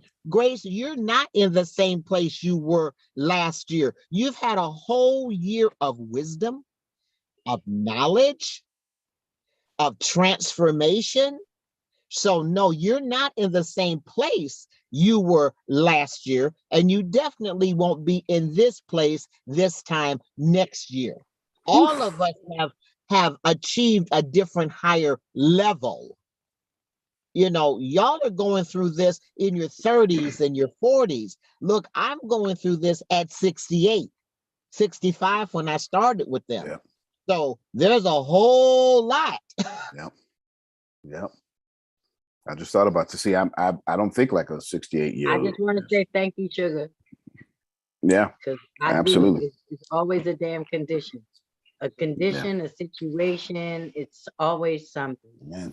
And it could be Look me. at how many films and videos and things that you've done. So no, you're not. I'm sorry, sister. You are not in the same place. That's right. You are going into the different levels that you need to be in. Yep. Absolutely. Hold on, real quick. Let me get Law. Law, take as long as you want, Law. Long as you want. Go ahead. Lay down, Law. All right, what I was going to add was earlier with the whole giving thing. I was experiencing the same thing the other day where I met some individual that was working with some organization, and they was asking, to give or what have you, and the amounts was in the hundreds. I was like, oh, that's a little bit much, but he was a great salesman, and I still donated it or what have you. But then the very next day, $150 came back to me from what I had donated. So it was amazing. Right. And I'm with Twin Flame now, but we were having a conversation about giving. Oh, what's up, Twin Flame? We've been celebrating. You can't really hear. I got my AirPods. Okay. What's up, Twin Flame? We've been celebrating you. What's up? So he was mentioning about giving. He said you got to give to receive, and then the after part of that was he said I didn't know where that came from, but it just felt right. It just came out. Nah, it should have, man. And look, That's what you until you were ready for twin flame. Couldn't get twin flame. Now he almost looked as good as me. Tell him he trying, you know what I'm saying? Tell him he trying. He trying. Almost. See, I'm a 10, he's a 10, but I'm a 10 on the 10 side. You know, he's a 10 on the 10 and a half side. I'm a 10 on the 1,000 side. You understand what I'm saying? You know. No. Twin, like everybody can't handle twin flame. You understand? And everybody can't handle a financial breakthrough. Very true, very true. No doubt. And some of y'all can't even handle not being sick. Realest thing I heard, I've heard a lot of real things on this call. Realest thing I heard on this call so far, Adrian said last 10 years, all I knew how to do was be sick. Do y'all understand the power in that? Not only do you get what you get, but here's what gets me about that, Jerome. God was there the whole time saying, look at you. I'm so proud of you. Don't miss that, y'all. Don't, please, I'm so proud of you. I'm so inspired by you. I'm so pleased with you. I'm working on the field. I'm working on it. I'm a work in progress. Okay. I am so enamored by how much greater you're doing than you did yesterday. Remember that. I told Deanna last night, I'll tell y'all. I was like, we ain't got no growing to do. Ain't no out there. Ain't no get better communicating with God. Can I push it further? Because everybody ain't ready for this. Everybody ain't ready. Jerome, everybody ain't ready for it. Everybody, I gotta say it low. I gotta say it low. I say, you my God. My job is to worship and get better at communicating than you. I'll wait. Wow, sir. You talking. You are talking. They're gonna catch you on the way home. Frida, please. Going back to what some of the things that Sugar was saying, I remember, and I know many of you know that I'm a cancer survivor and went through chemotherapy and some other things. But while I was being poisoned on my bed of affliction and I thought I was about to die, I began to meditate. And in my meditation and in my reading, I was looking for other people that meditated, that was on the same frequency that I was on, and I couldn't find them anywhere. And God sent ATS to me, the like-minded people. And for that, I'll be forever grateful. And in my, I'll just say something, it may sound a little crazy, but I have started now worshiping God through worshiping the God that's within me. Mm-hmm. I no longer look for a God outside of me. I look for the God and communicate with the God that keeps his heart beating and keeps his blood running warm in my vein and keep my cells functioning the way that they should. My God is alive and he is within me. And the way that I honor him is the way that I honor myself. I had a little spat with my son a couple of days ago, and he said to me, so you're God. And I thought for a minute. I said, son, as a matter of fact, I am. I am the God of life. I'm the giver of life. I gave you life. What human can do that? There is a God there is a God within me. There's a God within us all. And he's always ready to communicate with us.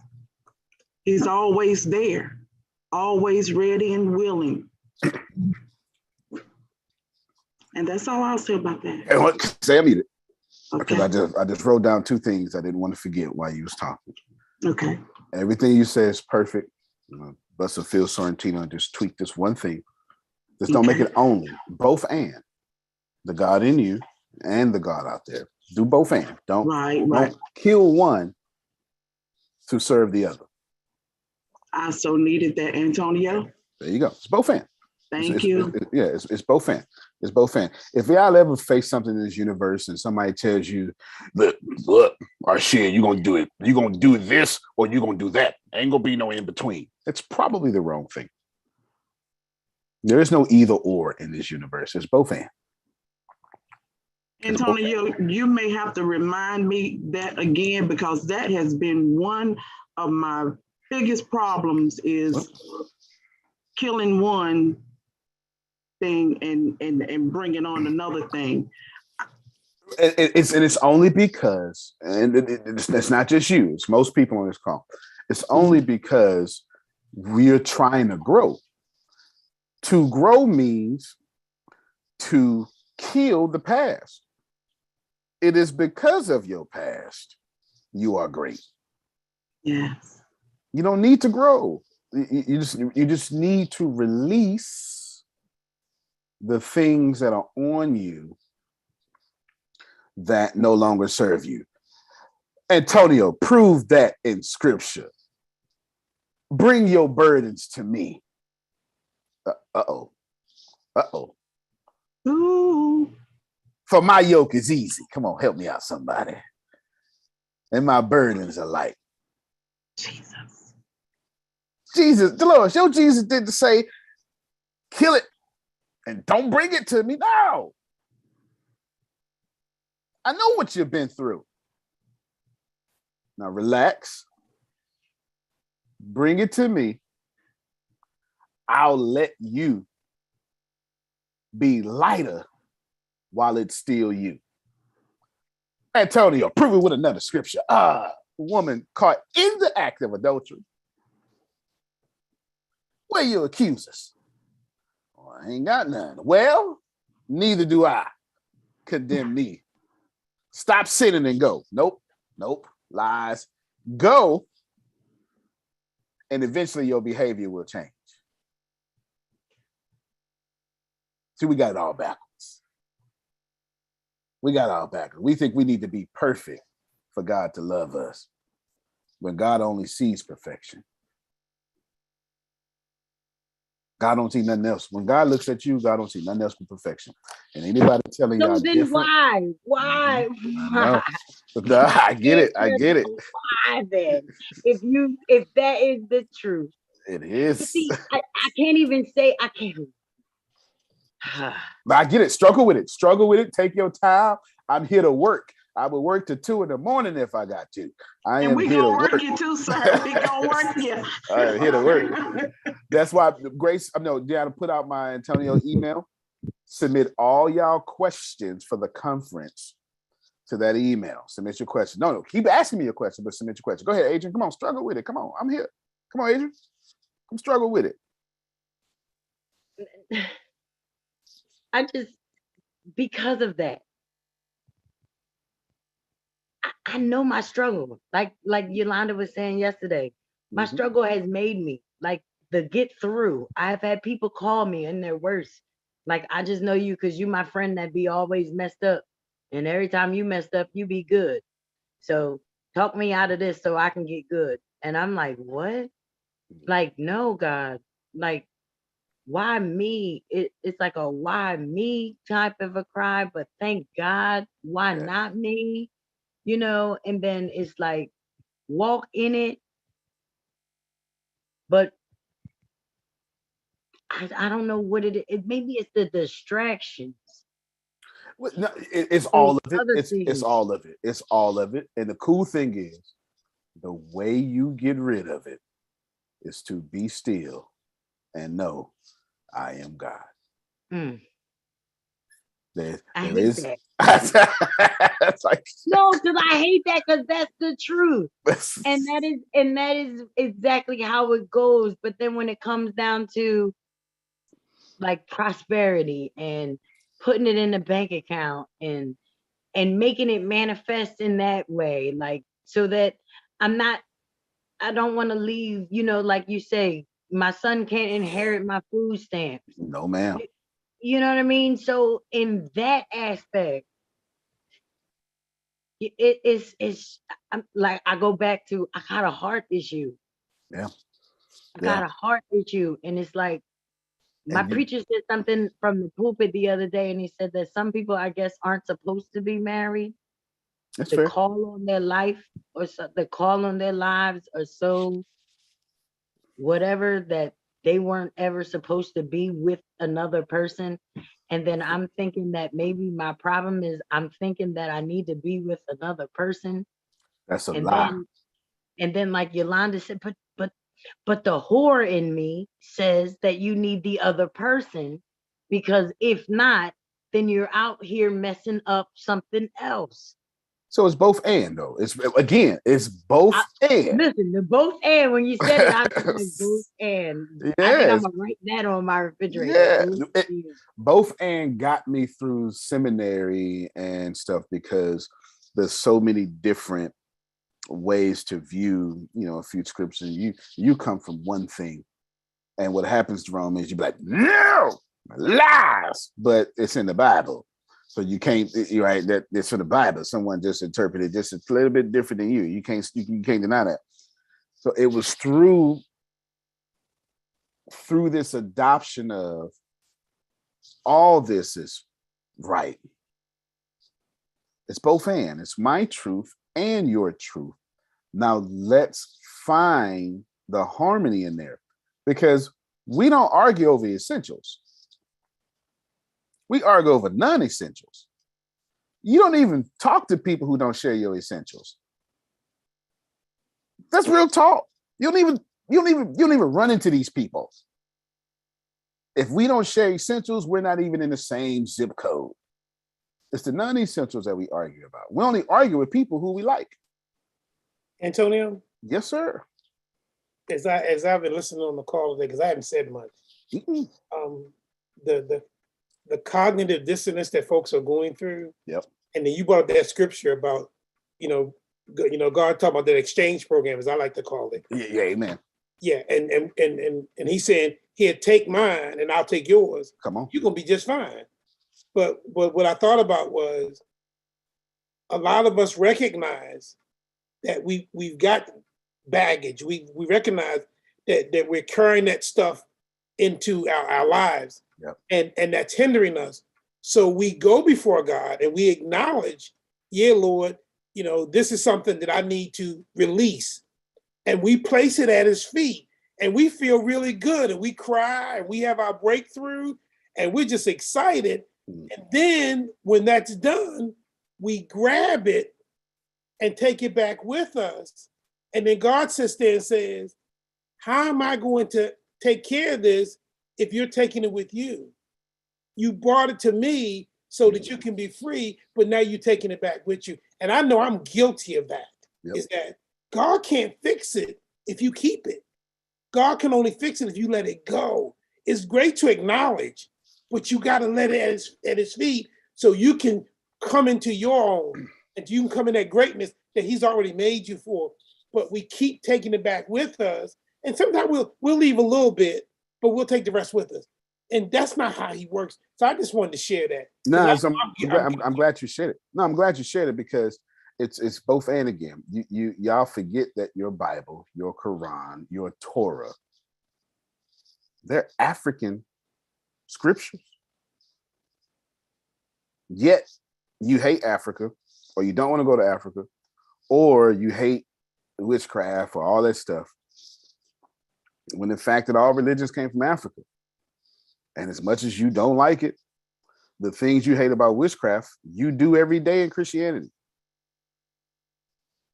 For God's sakes, you have an altar in your Protestant church. You light candles. You do burnt offerings. It's both and. It's about relaxing, getting rid of the mud, getting other people's philosophies out your truth, being still, and letting that truth be revealed to you. Just trust me and hear me well. I can't tell you nothing. I can't guide you anywhere. You are your compass. The only reason you resonate with me or I resonate with you is because I said something that Big U said. Yep, that was facts. It was covered by mud, but now that he say it, we remember it. And don't believe nothing I say. Go research all of it. Poke a hole in everything I say. So, Frida, let me come back to you real quick. I'll mute your mic. I want you to see it. And then I've got Renee, get ready. I'm going to get all Yes, y'all. sir. I came here to work. Yes, sir. The second thing you said, Frida, I want you to realize that you write about God, and you write and you write and you write. But the big understanding here, the one that's way past what I should say on this call, is whatever you have in your life, it's how you see God. Mm. This is what it is. Mm-hmm. It's how you see yourself. It's how you see God. So if you have dysfunction and all you have is dysfunction, if you have nothing but disease, all you see is a God. Okay, Dion. All you see is a God that says all you get is dysfunction. All you get is disease. And if you change that self-love instantly, your reality will begin to change. Every great teacher has facts. Every great teacher has come before me and said the same thing. Remember that. Do not forget it. Yes, sir. The reason I'm telling you that, because this is a good gaugement here, Dolores. Your hair looks beautiful, by the way. Just a good gaugement. What I'm trying to tell y'all is you'll start saying, yeah, I love God more. But if your life hasn't changed, no, you don't. And Paul tried to break it down with the fruits of the Spirit. He tries to break it down. He tried to give it to you. But you gotta remember, he's talking to first century folks. They use their language. But if you truly walking around with heaven, you can't have no hell. Right. I'm not saying your life is going to be perfect. I'm saying your life is going to be perfect because wherever you go, heaven goes. In the middle of hell, there shall be your heaven. And don't think it ain't possible, because I know plenty of folk in jail right now in massive prosperity. Because you're going to get it out here or in there. Either way, you're going to catch it. But when you do catch it, this universe don't care about where you at. When it's time to bless you, you're going to get blessed. Yes, sir. Yes, sir. Okay, thank you so much. Yes, sir. Come on, Renee. Come on. I'm coming to everybody. Okay. You know, when I was single, I prayed. I prayed one day. This is already starting off good. This is already starting off good. I did. I prayed. I said, Lord, I don't know how to pick them. I was like, it's clear. It's clear that Renee don't know what she's doing because I'm picking them. So I said, Lord, if it's, and I said, Lord, if it's your will, because I didn't know if it was his will for me to be married. And so God answered my prayer with Jay. He brought him in, and I so severely fought it because I said, Lord, and then eventually I was like, okay, Lord, this is it. This is where you need me to be. This is where I'm supposed to be. And things happened between me and Jay. Obviously, we got married. And so you have to realize when a blessing is in your life, because I cannot. And sometimes these outside thoughts want to sometimes come in and be like, well, Renee, you got to cook. Well, I asked God to bless me with a husband. I prayed for him. I prayed for him even when I didn't know who he was, even when he came into my life, I still prayed. You know, God continued to strengthen us. You know, and sometimes you can get into where your mind's slipping. You be like, man, I gotta cook, I gotta clean. Well, you asked for a husband, so sometimes you really have to. I heard people in church say, you know, be careful what you pray for, and I'm grateful for what I prayed for. I'm not gonna sit here and say that I am not blessed, because I am overwhelmingly blessed, because God did a great thing when He said, "All right, Renee, this is him." And as a wife, I don't want for anything, because I have an outstanding husband. It's clear to me. Even if it's not clear to anybody, it's clear to me. But you cannot, blessings are, sometimes people want to pass off blessings, because blessings are work. Blessings are work. Okay. People are easy to say, well, that's not a blessing. You got to do this. You know what? Yeah, absolutely. I get up in the mornings. We do our broadcast. I get him up, and I'm happy to do it, because he is mine. Yeah, I'm working. Blessings are work. This is very inconvenient to me. I got 50 million things to do. I mean, because I'm like, sometimes I'll be like, well, Renee, have you got a chance to do this? You know what? I told Josh, he's like, Renee, I don't want to put too much on you. And I said, you know what? God's giving me what I need for today. I have everything I need. When I lay down, I'm tired. I lay down, I'm knocked out, because everything has been emptied, everything that I'm supposed to do. So blessings are work, but it is my calling to be a wife, and it is my ministry to be a wife. So don't just say that blessings, you know, that's not a blessing. Blessings are work, absolutely. But what you get and the blessing that you receive far exceeds the work that you put into it. We've been married only a year, and I watched God bless. I watched God move in the 1 year that we have been married. 1 year. One. I'm looking forward to seeing what's going to happen as we go into year 2. But blessings are work. You really have to make sure that you are equipped for what you have prayed for. Because if I wasn't equipped, and I'm not going to sit here and say that Renee got equipped overnight, because I did not. God had to make me ready over time for my husband. And that's exactly what He did.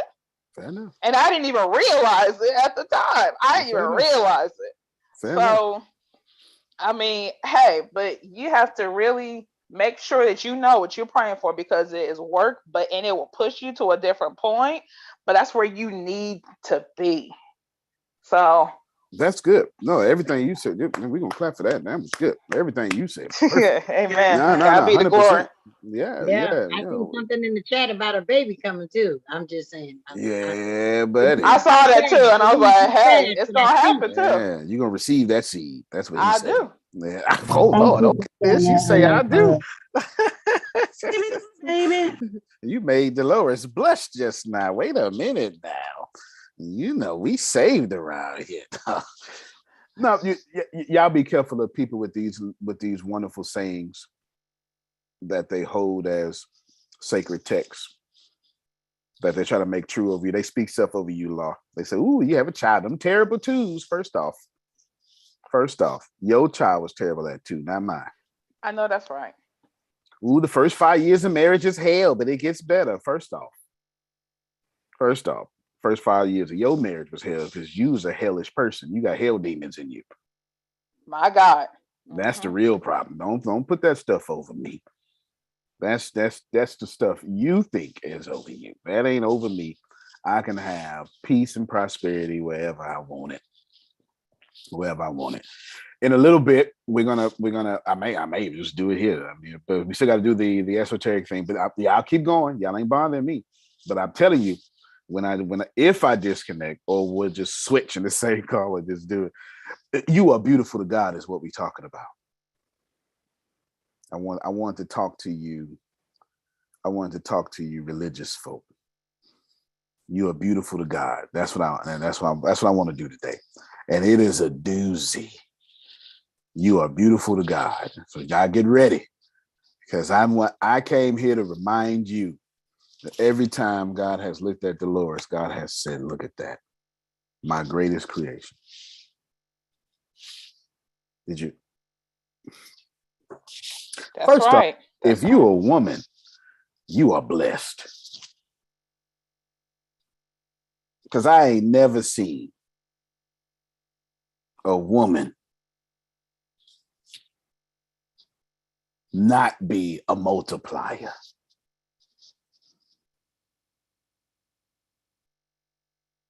Women are blessings.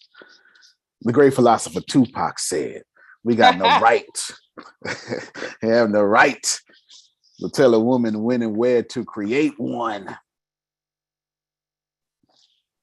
Got to keep your head up. Got to keep your head up. Anyway, don't let me bother you. Sandra, let me hear you, then Talisha. We having some breakthroughs today. I'm here for it. My, and you have no other place that you should be in order to receive it, where you are as who God placed you to be. I wanted to make a statement. It's a few things I wanted to say, but one of the things I definitely wanted to say was, when I think about Yolanda's breakthrough, I know that you all weren't around, but I was there for the whole process of her being conceived and received. One of the things that Yolanda has kept with her, which makes her so amazing for the gift that God has given her that she can't see, but of course, being a parent of the type of parent that God has blessed me to be, that I can see within her, she can't see. And that is that Yolanda kept with her what babies are born with, for the purpose of moving greater. And that is, Yolanda hears in color and she sees in sound. That's why her gift of making cakes is so amazing. One of the things that we have to remember in our life is that we must come to a knowledge of, like Frida was saying, the God within us, but there is no God within us if there was no God Almighty, because it is impossible to have life without a life preserver. It is impossible. There is only one. The battle that has already been won is that there is only, and there can only be, one Almighty Creator. What we go through on a regular basis is the fight of who has the right to tell us what to do. Nobody. However, if we remember that worship causes us to give an answer and a reply to whom and whatever force says that we don't have a right, an answer that says, I am. Because with hands lifted up, eyes gazing to that which man did not create, which is heaven, we are forced to see a world turning that we are not turning. We are forced to realize that we are standing as the world is turning. We are forced to recognize that regardless of what color, shape, form, or action that we are in, we are element pulled together from the earth itself and poured into as a heaven being. That is who we are. So to worship, in worshiping, what comes to us, and definitely what comes to me, and this is the only way I live. This is because I cannot function any other way. I cannot receive. I cannot learn. I cannot understand. I cannot be and I cannot go do without doing this. And that is realizing that I am of the great I am. Mm. That is why we are here. I just wanted to say that. That's beautiful. That was beautiful. I appreciate you. I appreciate you. You said a whole bunch. I would put a pin in that. I'm gonna close with what you said. Put a pin in that. Talisha, let me hear from you. Okay. Based off the conversation we had, well, privately conversation. Mm-hmm. Can I read you? Do you know what I'm talking about, or do I need to read your response to help you remember what? No, I got you. Okay. Based off of that, and based off what you said earlier about being still. Yeah. What am I supposed to do from the response you gave me to do both? Well, all right. So it works like this here. It's simple. Sounds convoluted. I'm gonna simplify it for you. I'm gonna say two things. But it's the same thing. Thing number one, you can do what you want, and God will bless you for it. After you do whatever you want, Dolores, ask yourself, did that work out for me? If it did not, do whatever you want a different way. That's going to always be the answer, because every action that you do serves the one infinite creator, whether you like it or not. There's no different than King James folks saying the word of God will never come back void. It's no different than we know that all things work together for them who love God and are called according to his purpose. So I'm saying the same thing. But here is your answer, Talisha. Write it down as I say it. I'm assuming, let me make sure I'm right before I give it to you. You want to protect yourself and safeguard yourself from all things like this moving forward, and always be in a state of power to where you can repel things. Yes? Yes. Outstanding. Write this down as I say. The answer to your question is give thanksgiving for each moment. See yourself and the other people in the situation as the creator. Open your heart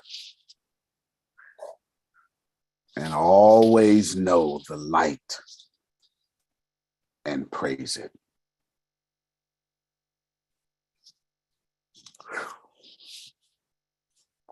Give thanksgiving for each moment. See yourself and everybody else in that situation as the creator. Open your heart and always know the light and praise it. And if that didn't feel good, we got work to do. Thank you. You got me? That's the answer to your question. Real talk. If I don't like if you give thanks, it'll change. The only reason it persists because you resist. As soon as you give thanks, it will fade away. You said it right, because you said that was, ever since you told me this, I still was in resistance. Still in resistance, like stomach balled up. Can't sleep at night. Like, no, we're going to address this. And yeah. And that's why I keep persisting. Right? There you go. I mean, no, I heard what he's saying. I trust him, but he get on my nerves. I don't like it because this is going to happen my way. As soon as you give thanks, that situation will fade away. It is very hard for somebody to abuse y'all when y'all are grateful. It's near impossible.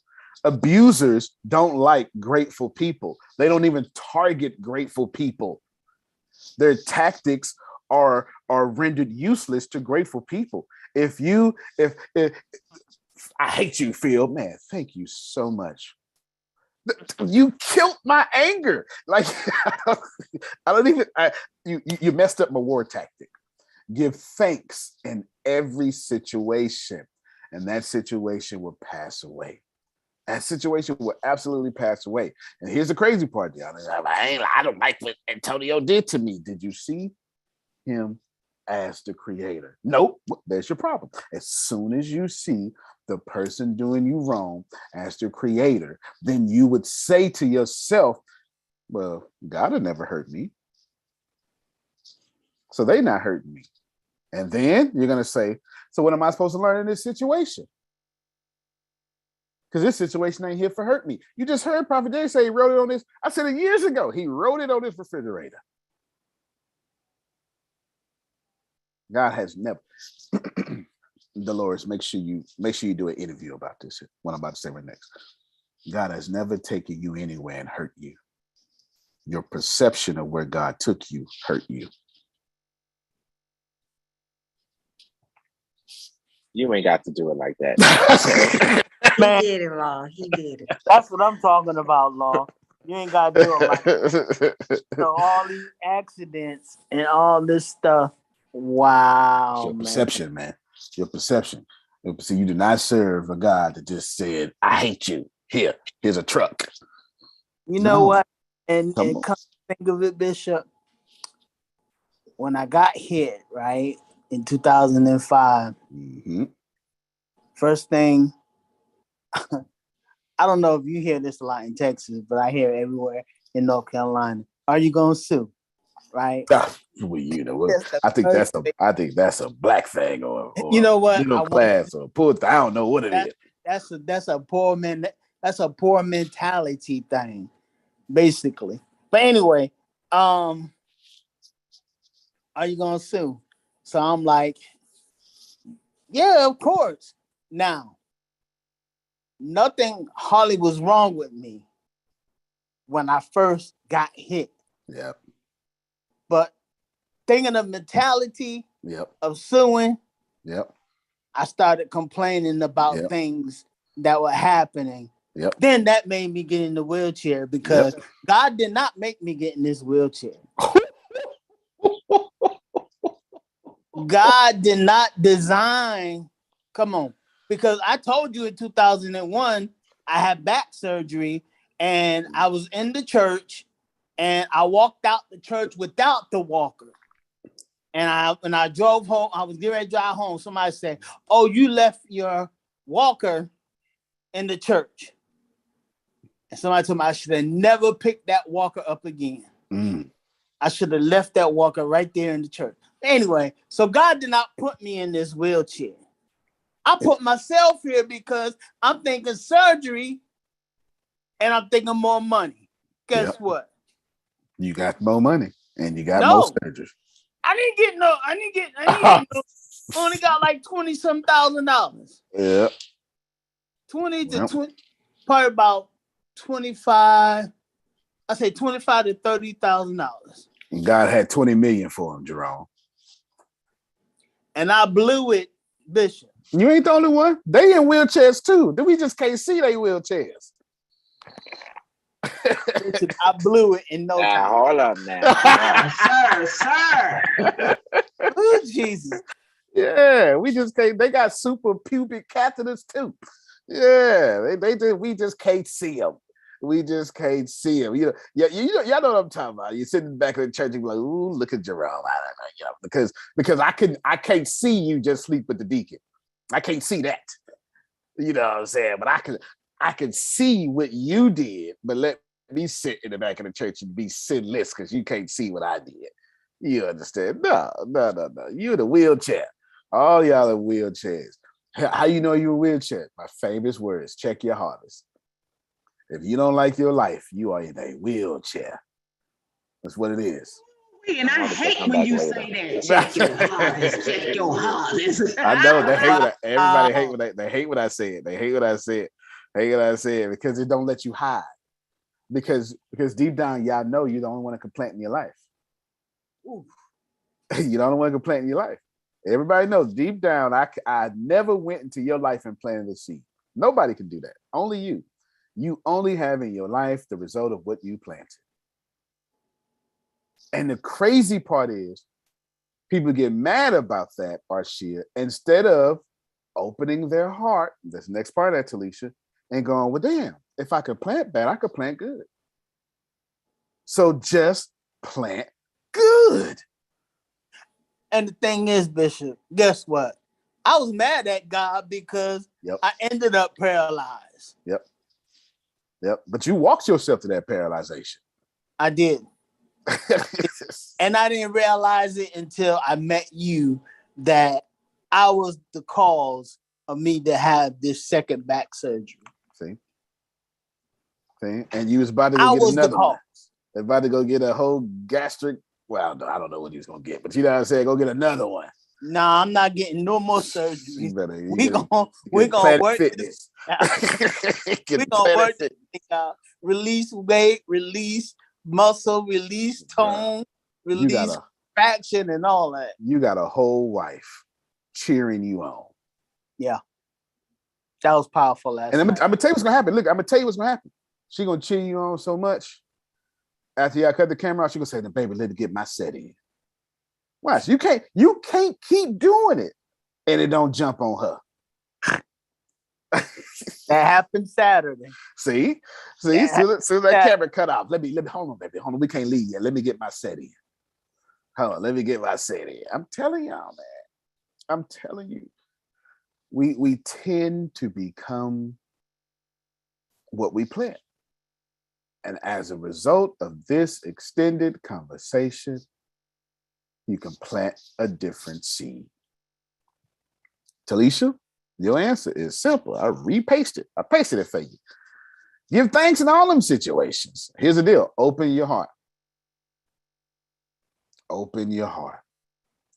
So many of us can't receive the blessings because our hearts are closed. Okay, Antonio, you keep saying I'll try to hone back. Okay, I'm going to give you 3 phases of how I didn't receive, and then at the end, my eyes was open.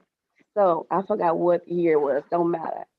Okay, Antonio, somebody had gifted me some money, $100, right? Just for me, and I asked questions, right? Because me thinking, hey, let me go ahead and see, get some stuff for everybody. Right, and they were like, no, this is for you, right?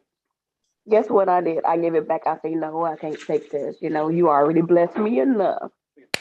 The second phase, right? I was closed then. Hold on, pause right there. She said, you know what, God, stop blessing me in this season. I'm not ready to receive. God, I know you sent me what I've been praying for, but get that out of here. I ain't ready to receive. And God says, your wish is my command. Keep going. Yeah. The second phase, when I came back to the ATS with my music, and Grace was my engineer, still is my engineer. And I told you I already had some beats I paid $200 for, signed a contract and everything. But guess what? This time I was a little bit open, but I went all the way open. You ain't got to tell me. I was there the whole time. I know. So everything was gifted to me. The place of everything was laid out to me. Okay. Then after everything was over, I got on the couch and Grace was like, just let me know when you need anything. But that day I was just worshiping, hugging myself. Because why? I didn't know how to receive. I had to break that thing off of me. I had to verbally say it. God, please help me receive. Okay, that's second phase. Now, fast forward now. I'm open. I had to release everything everybody else said on me and everything. I had to, like the self-love, I had to put that back into me. I had to put all the stuff I was giving to everybody else, I had to put it back into me. When I say your insides have to match your outsides, then when you start believing, you're going to start walking. The word's going to change. My words start changing. Then I started doing the things God already knew I was supposed to do, and I started walking in it. guess what? Everything is open. I am open to receive. Go ahead and send me the money right now. Go ahead and send me I the know money that's right right. I now. know that's right. Her cash app, I don't know what it is, but you get it. Look, I'm I'm ready open. to begin to send. Don't play with me. No, that's right. Look, Lord's like, honey, go sit it over here, honey. I ain't got no problem. Like, I know that's right. Send it this way. Wait, Let so me. Anto, Yes, no, go ahead. I got Man, this is man, for don't off of rush. Arshia. Okay. Arshia just said. So if Yes, I ma'am. give money back that was gifted to me, source of money was given a different way, like for a hotel. Right. And it was given to me for 3 days. Right. And then it was, okay, to give you all the backstory, I got stuck in Austin, no, not Austin, Orange, Texas, when my car broke down. My cousin called one of his frat brothers. He was like, don't worry, I got it. Because it was late at night. I'm in some part of Texas. They said, you need to really get out of because it's a racist area. I ended up getting stuck there. They was like, okay, immediately, we have to get you away from that. Get the tow. My brother hooking up with his state troopers and everything in Texas to get me out of that situation. And my cousin had his frat brother that don't even know me. He was like, I'm gonna pay for 3 nights until we can figure out where we can get your car, how we can get your car back to Houston. I already called Orange, Texas. They already said, man, we can't take it to Houston. It's gonna take $1,000 to get it there. And I was just like, no, I'm not going to go that route. The guy came that night, got me and my daughter, paid for the hotel. And I was just like, I thank you so much. How much I owe you? He was like, something, a frat brother word, he said. He was like, don't worry about the money. Take it, leave it. So I could not accept, just like Arshia said, I was in that state. Watch my hand. I couldn't accept it. If I was texting you, this would be, I'd say face palm. I would do right now. Okay, keep going. I couldn't accept it. So I asked my cousin, I was like, who was that guy? He was like, that's my frat brother. I was like, ask him how much it was. I need to know his name, something, I'm going to pay him back. He was like, no, you good. You ain't got to pay nothing back. This is months now. And I'm still asking. I asked my cousin again. I was just like, hey, how much was it? Because he said, I'm going to pay my homeboy back. Even though he don't want the money back, I'm going to pay him back. I said, how much was it? He still refused to tell me the amount. And I was just like, okay, can I give you something? Anything, just let me give you something because you went all out of your way for me. Look, Law says 5 times God was trying to help you. 5 times God was trying to help you. So me, like Arshia was saying, so if I go back and give that money back, I'm saying exactly what you said, Antonio. Basically, God, okay, next time I know not to give to you. If I give him that money That's back. exactly what God said. Well, you know what? 5 times I tried. I tried, Talisha. I tell you what, I'll wait till you're ready to receive. Watch this. Jerome go like this. And to get you ready, here's some hell coming into your life. Because I tried. That's it. I tried to have your struggling season over. Since you ain't ready, here's some trauma. Here's the engine breaking. Here's the pipe in the back of your house busting apart in the wintertime. You North Carolina folk know about that. They don't know about that. They don't know that about that down here in Texas. You know that, right? Like, think about this.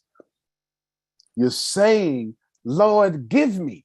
And y'all problem is you want the Lord to show up in whatever clothes you think the Lord will, and however you think the Lord look, and be some floating smoke with a train that fills the temple, and show up and say, here, take this money. Nope, the Lord show up with Jerome, with Dolores.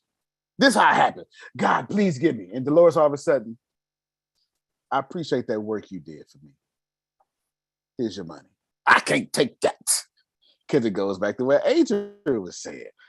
I don't let God love me so it feel nasty when God loves me. Because the only thing I've been doing the last 10 years is learning how to be sick. So I can always count on Adrian to give y'all the truth. Whoever in her church is delivered. You hear me? Whoever he is, Adrian's preaching is delivered every Thursday. I have a question. Wait a minute. So with saying that, something just popped in my head, like Talk to me. I remember when you told me about mentor and stuff like that. And Mm-hmm. for years, I'm like, God, I need some guidance. God, I need somebody to listen to. God, I need somebody to. And basically, so you're saying I've been ignoring Yep. and not Yep. receiving what God Yeah. has been giving me through. That's right. Yep, yep, That's right. yeah. Oh, I'm sorry. Go ahead. Yeah, that's right. Because you're not seeing everyone as a creator. You're not remembering that Jesus said, don't pray for Jerome. If you got bread, feed him. If you got water, give him drink. Don't just pray. You got to remember, God works miracles through people. Stop making God show up as unexpected mailbox money. I promise you, the Lord has done more God this month than the God you think. I promise you. Your next blessing is coming through somebody designing your book right now. You don't even know it. You don't even know it. You have no conceptual knowledge of this. So I end you with this. We getting ready to talk. We're gonna well, I don't even know if we should disconnect. Maybe we should just stay here. I'll just stay here then. I'll just stay here. And then maybe I won't do the full class, but I'll stay here. But let me end this segment. Let me have good ending with this here. I was talking to a politician. This is insider information. It's esoteric. This is somebody, if my man Christopher gonna be like, you know what, that was real talk. I ain't even gonna lie. Okay. This one, I'm gonna give you some real rich man, real talk. I was talking to a big politician in my area last week. Big politician. Big, undefeated, well respected. Come from long money. Y'all know what I'm talking about? That long money. Probably on the wall in the state home. It's got the great grandfather. You know, and they still honor him today because he built it all. You know, immigrants. You know, one of them kind of people. Y'all know what I'm talking about. And he was like, man, Antonio, man, I keep hearing about you and blah, blah, blah. I keep watching you. And I love the work you did during the pandemic. And I was like, oh, you talking about my chivalrous work? And he said, no. Your whole team was killing it where everybody else was scrambling for money. Yeah, I was live every day. I said, yeah, that sound like us. He was like, man, when I'm trying to get to, people are paying me blank a month. I said, cool. So we sit down, we talk. And he was like, can you just tell me your secret? This is with the big politician, long money. My money ain't longer than mine now, but long money. Okay, long money. The man said this here. Can you tell me, the Lord just would say, can you tell me your secret? I said, man, look, if you want to know my secret, it really boils down to one thing that I never say out loud. And you see it in my actions, but people never catch it. And he said, what is it? Tell me. And I said, wherever there is confusion, I immediately disappear. Allow me to explain. In this area that we're sitting in right now, there is not a single church in this area because we was in an affluent area. But when we both leave here, because we was in a public meeting space, when we both leave here, we both gonna go back to 9 churches in 3 blocks. And I said, blank, I want you to think about this. I want you to think about every area that you can think of in your mental where there's a bunch of churches. That's a drug-infested area. And I said, I'll wait. And he was like, man, you so right. Someone said to y'all, think about it. Everywhere there's a bunch of churches. Amen. I'll tell you. That's a drug-infested area. And he was like, so you said something wrong with the church? I said, no. There's nothing wrong with the church at all. I said, this isn't no church talk. I ain't no church hurt. I said, this is confusion talk. Because one pastor saying this, while the other pastor's saying you got to wear stockings, while the other pastor's saying you can't have no women preaching, while the other pastor's saying men can't wear no shorts, the other pastor. And what happens is it creates confusion. And wherever there is confusion, listen to me, y'all, there is poverty. And I told him my number one rule that I understand is wherever there is confusion, there is poverty. And the moment I detect any confusion, I immediately, without question, disappear. Because I understand the devil is the author of confusion. And I am completely aware wherever there is heaven, there is the blessings. Wherever there is confusion, there is poverty. And so I told him, look at this area. Not a single church for 5 miles, Jerome. I said, go to Beverly Hills. Not a single church for 25 miles. I said, now why do you think the Catholic Church is so rich? Why do you think those mosques are so rich? Can I push it further? Because that's what I told him. I said, why do you think the Jehovah Kingdom Hall is so rich? Because they ain't got 9 kingdom halls in one area. One city, 1 kingdom hall, 2 satellite kingdom halls. One city.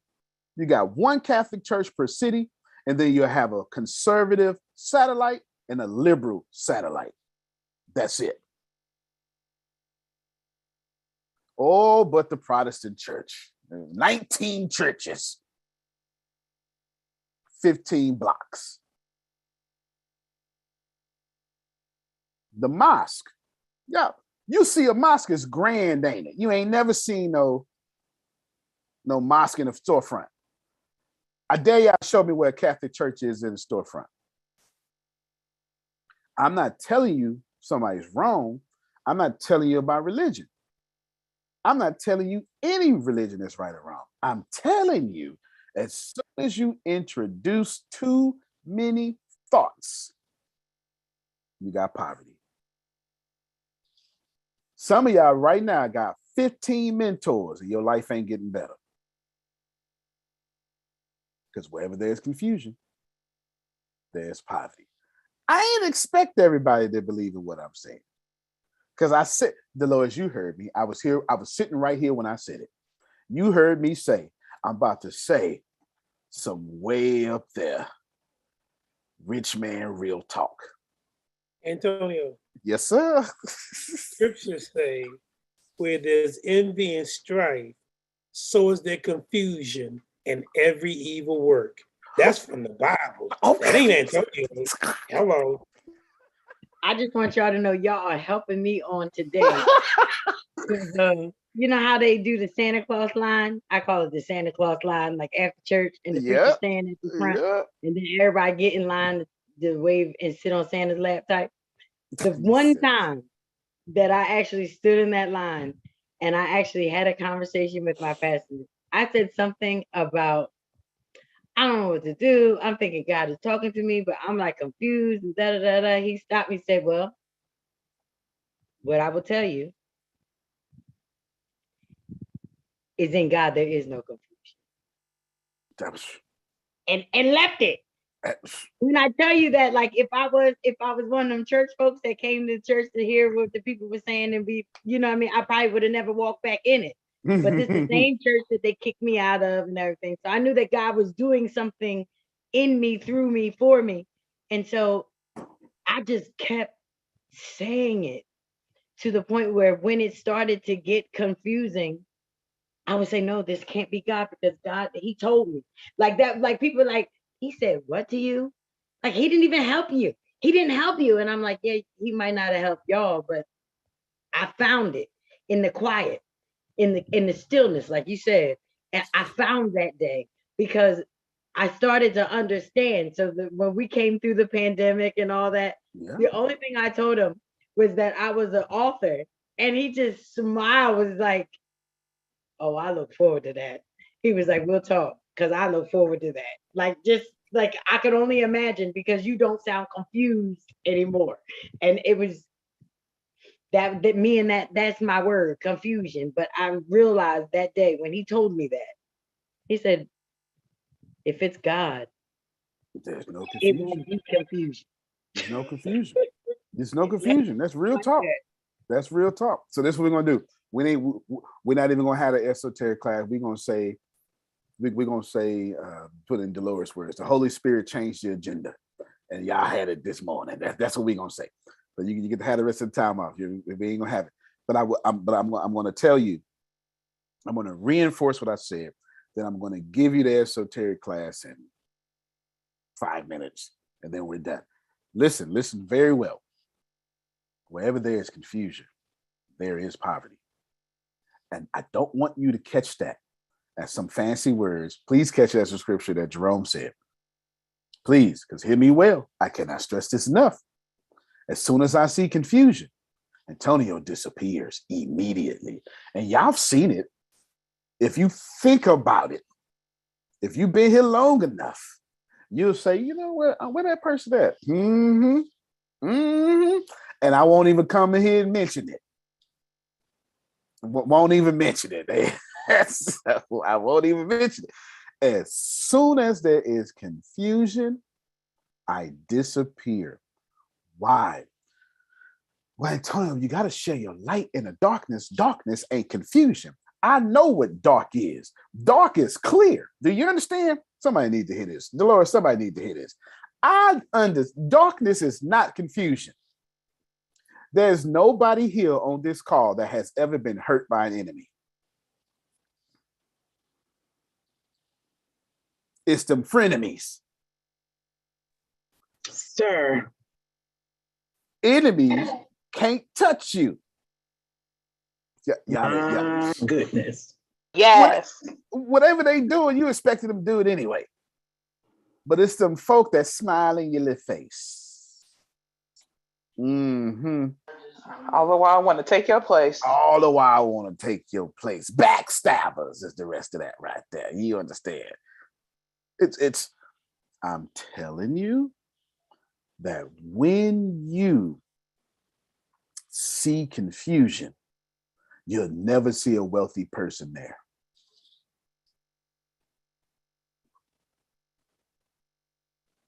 I mean, and listen, Donald Trump was good at it. Donald Trump will create confusion and then go around that confusion and win.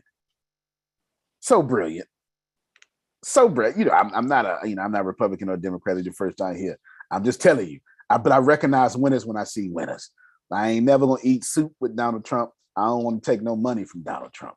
I'm just trying to tell you that he created confusion and then went outside that confusion. While y'all was still arguing, he done passed the whole bill.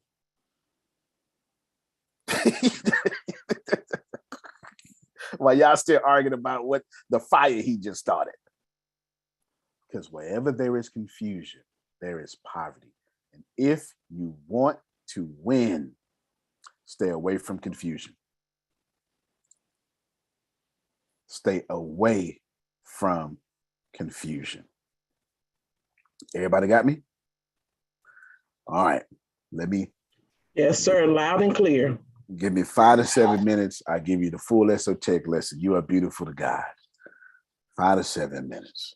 Starting right now. Dolores R.C. Buckner was a big, bold, and brash man. He lived about 100 years ago in Texas, of all places. R.C. Buckner sounded like a man from Texas. This imposing figure had a very tender heart for children, starting Buckner's children's homes all across the state. The children affectionately called him Papa Buckner and would run up to him every single time he visited. He would always take his time with each and every child and give them a hug. And one day, he was visiting one of the homes and hugging all the children gathered around him. He noticed a girl who was standing all by herself with her face against the wall. He discovered that she had seriously been burnt in an accident and had a terrible scar all over her face. He went over and asked her, "Sweetheart, don't you want Papa Bugner to hug you?" Without turning, she snarled and said, "No, I'm too ugly." Papa Buckner then knelt down, picked up his burly arms, turned her face gently towards his, looked right into her eyes, planted a big kiss on her burn, on her scar. And after he kissed her, he said, "You are beautiful to me, and you are beautiful to God." And I don't know what has burnt you this season. Did you see me turn? I don't know what you think is ugly about you this season. All I can tell you is God is looking at you and putting somebody else's arms around you, Dolores, and saying, "You are beautiful to me." And for those of you religious folk, I'll take Christian in this case. There's a Luke chapter 22, verse 51, to where Jesus put the ear back on a man because Antonio and Christopher cut the ear off. Let me just tell you what it was. We Peter. You hear me? We Peter. God, I promise you, ain't nobody finna mess with you. And somebody came through and messed through, and Peter said, watch me work.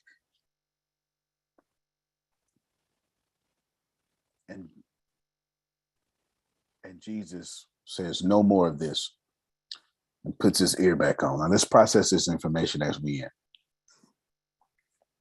Do you know how crazy you have to be to heal a man coming to kill you? And right there, at the beginning of what would be Jesus' lowest moments, in the middle, Dolores, of being betrayed, in the middle, Archie, of being publicly embarrassed, just hours before a public beating, minutes before all his best friends would leave him by himself, Jesus says, "Man coming to kill me, no more of this. Even you are beautiful to me." Wouldn't the world be a far better place if we can see folk trying to crucify us and they still be beautiful to us? Because if we can do that, it takes no effort to look at our spouses and see how Renee see her husband. God picked this one for me. Antonio T. Smith Jr., you can plant better. You can dominate. Thank you much, everybody. We won't have no esoteric because y'all had it. All right. Y'all have a good one. Conference tomorrow. That was beautiful. Appreciate you. Send Ooh, the yes. emails. Send the emails. Send Great call this morning. Great Thank call. you. Thank you. Send your questions to the email. Deanna, have Grace send it out and get them questions going in. One more question. Will you be able to ask questions while it's live too, or no? Yeah, in the comments, because it's gonna be Facebook Live. Yes. Okay. Yep. So you sure All right, can. no problem. Absolutely. All right, everybody. Thank y'all so much. Y'all have a good one. Love you, everybody. Love you more. All right.